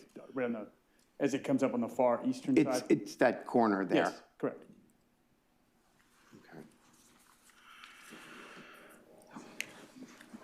And I'm happy to address anything on the trucks if there's any concern with the trucks, but it is designed for trucks. And we've actually run truck templates through there to demonstrate that roundabout can handle trucks. And if that's a requirement of your staff, when they go to review, it has to be able to accommodate trucks. And that's the only actual entrance into the subdivision? Correct, yeah, that is correct. It's right off Lithia Pinecrest? That is correct. Okay. Okay, thank you. Commissioner Myers? Thank you, Mr. Chair. First, I want to thank all the constituents who came down here tonight to share your concerns. But Kim, I'm going to ask if you come back, because my concern was on the entrance, and I shared this with staff on yesterday. Could that entrance be widened so that 2 cars, because it's only just showing the one and the emergency access? You mean the on the access back. to Dorman Road? Could the Yes. Dorman Road access get wider? I don't think. What about Lithia? So if we had a hurricane and the residents need to get out, it's only just one. Could that entrance, as you're designing this, could be widened now as you're planning to build, if that's the case? Oh, go ahead. Well, widening it to 2 lanes, because when we're doing a roundabout, there would only be 1 lane around the roundabout. Can you show? On the round. You're talking about the access to Dorman Road or the access to Lithia? The access to Lithia, Okay. coming in, because that's the main entrance into their. Correct. So as you're exiting, there's only, it's a 1-lane roundabout because Lithia is a 1 lane. So the reality is if we made it 2 lanes, you'd have to merge those 2 lanes into one to get around the roundabout. So functionally, and we've actually run the analysis to look at it, and it works at acceptable level of service with the roundabout with 1 lane. So there's no issue with it from an operational standpoint, working from that standpoint. Okay. So I know for years, I've talked about expanding the urban service area, and I've asked staff to look at that. And tonight, this come with all the consistencies. And I've always tell people all the time, I weigh both sides when I come into this boardroom, hearing what the applicants say, hearing what the opposition is going to say. So I'm going to move for approval of this project tonight. There's a motion to approve HC CPA 26-05 from Commissioner Myers. Do we have a second? Second, Commissioner Cohen. Commissioner Bowles. Yes, thank you, Mr. Chair. I think overall, we all appear here, all of you, your voice is being heard.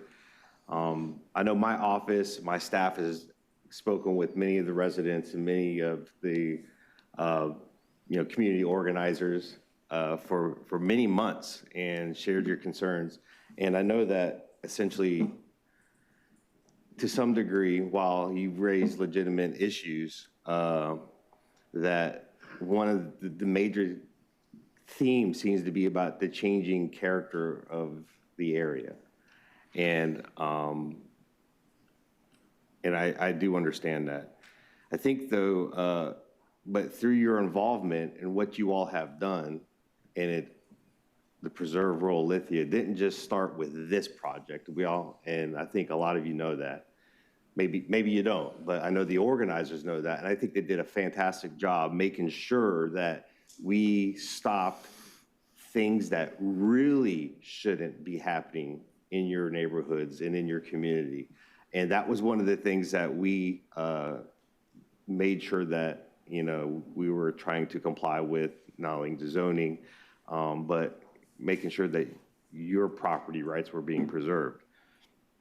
And it's through that involvement that you've made these changes. You made the developer make meaningful concessions. You get stronger protections, buffers. There's density, there's setbacks that weren't there. Again, while we do know by operation of law, as Ms. Corbett was talking about, that one has to happen before the other, but we have the ability to, I'll say, restrict and kind of move the developer in a way. And that's because you all stood up and did something. And I think that's really important to recognize.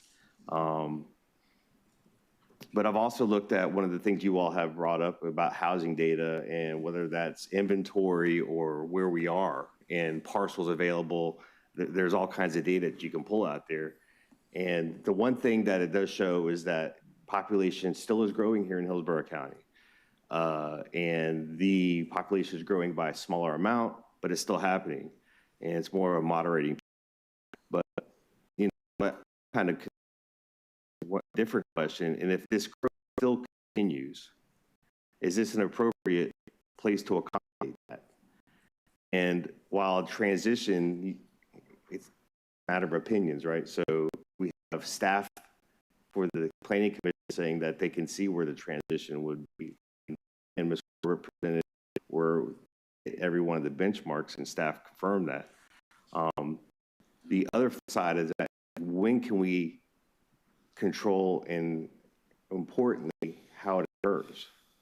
And there was some reference to it by, I believe, the attorney Preserve Rural Lithia, that we can't speculate.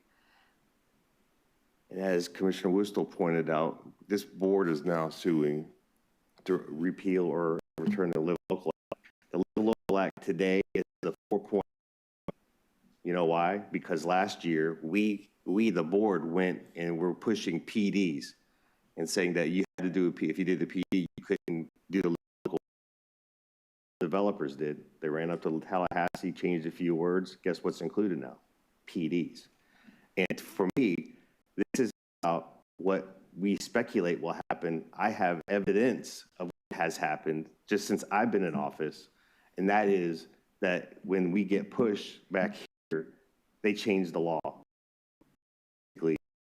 Back for preemption that keeps coming down from Tallahassee.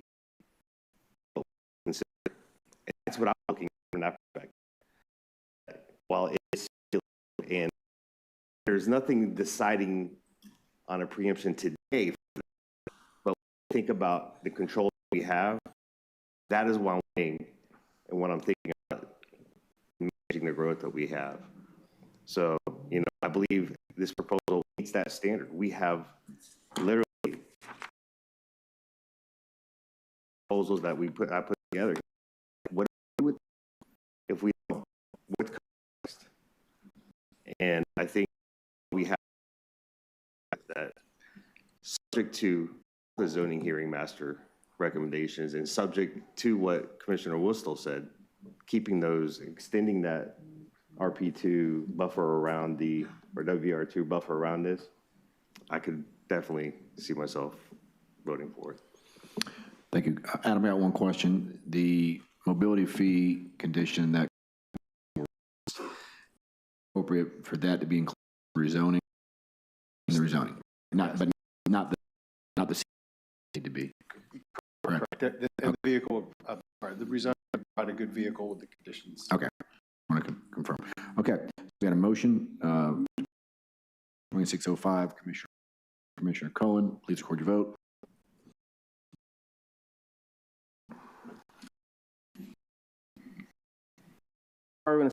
Vote to Miller and voted. We have a motion for AC 2606. Move to approve. Motion, Commissioner Meyer, second, Commissioner Cohen, please record your vote. Requiring a supermajority vote, the motion carried 5-2. Commissioner Miller and Commissioner Campbell voted no. All right, can we have a motion for rezoning PD 260422, including the mobility fee condition for transportation improvements to be used in the immediate area, consistent with similar conditions we've included in recent approvals? Do you have a motion? So moved. Motion, Commissioner Bowles. Do you have a second? I'll pass the gavel and second the motion.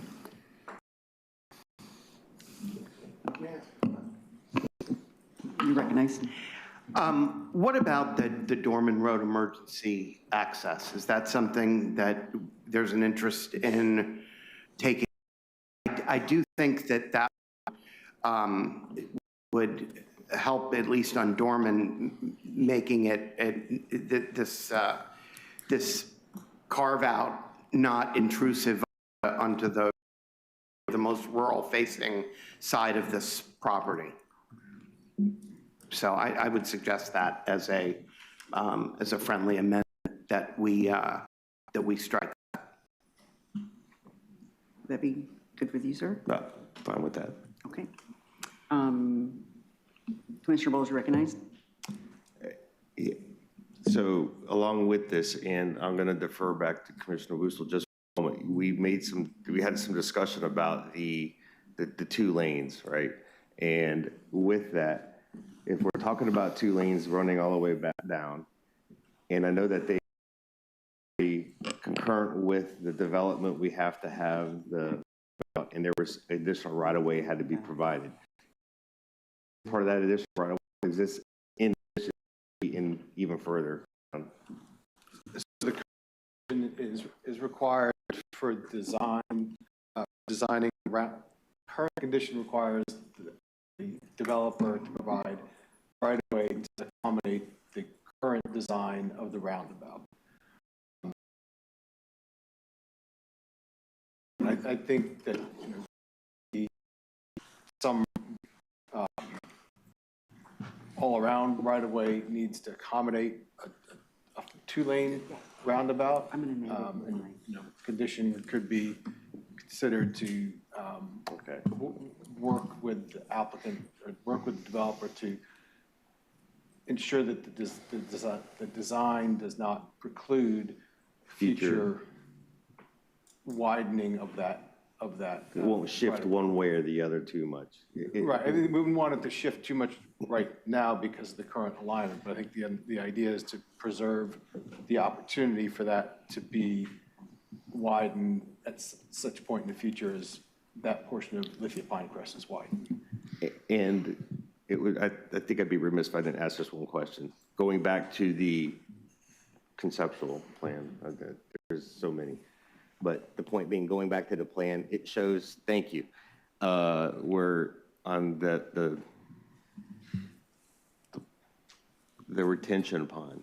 Is there a reason why that has to be there, not flipped the other way? Is there a reason why that entrance is dumping out right across from the, I just want to clarify one thing before Mr. Henry addresses that. So this is a conceptual plan. The certified general site plan doesn't contain this level of detail, so it does not necessarily dictate that pond will be in this location as it appears on this perspective. So could you clarify that? And I know in concept, but if we're talking about the nuances, I think that this would be the time to talk about the nuances. So the reason the roundabout is in the location it is that there is a left turn lane into the subdivision to our east. And so we've got to be able to put the roundabout so we don't impact their left turn lane. So that's why the roundabout got pushed to the west, as opposed to what you were saying, push it a little bit further east. It affects that left turn lane. So that's why it kind of is where it is. We put the pond is there, but that's just more of a conceptual. But that's the reason the roundabout is where it is. Couldn't the roundabout be part of that entrance to the north? We don't control the property on the other side of the roundabout, the other side of the entrance to be able to make that part of the roundabout. Is that property fully developed? Do you know? Ms. Corbett, do you know that? If the property to the north is fully developed? And the reason I'm asking is that once the property is fully developed, the developer gives up HOA, CDD, whatever the rights to kind of dig property still? To the north, yeah. So technically, the developer could. No, technically they. I don't know. Well, that's what I'm asking. No. They're not the developer anymore. They weren't the developer. They're the home builder, and so they don't, they're the home builder, and they weren't the developer. Okay. So. I just heard that, they were, West Bay was in there as well. West Bay is a builder, but they weren't the developer. Thank you. Okay, well, again, getting back to that, one of my questions and concerns is you have, they brought up about the Tico gas. I've had conversations with Tico gas, and that is a step-down station. It's not a major line station. It's to give the pressurized, to bring it down to a usable pressure for the community to the north. But anyway, thank you, sir. I yield. Okay, seeing no one else in the queue, we have a motion by Commissioner Bowles with an amendment by Commissioner Cohen and a second by Chair Hagan on C3 RZPD 26-0422. Please record your vote.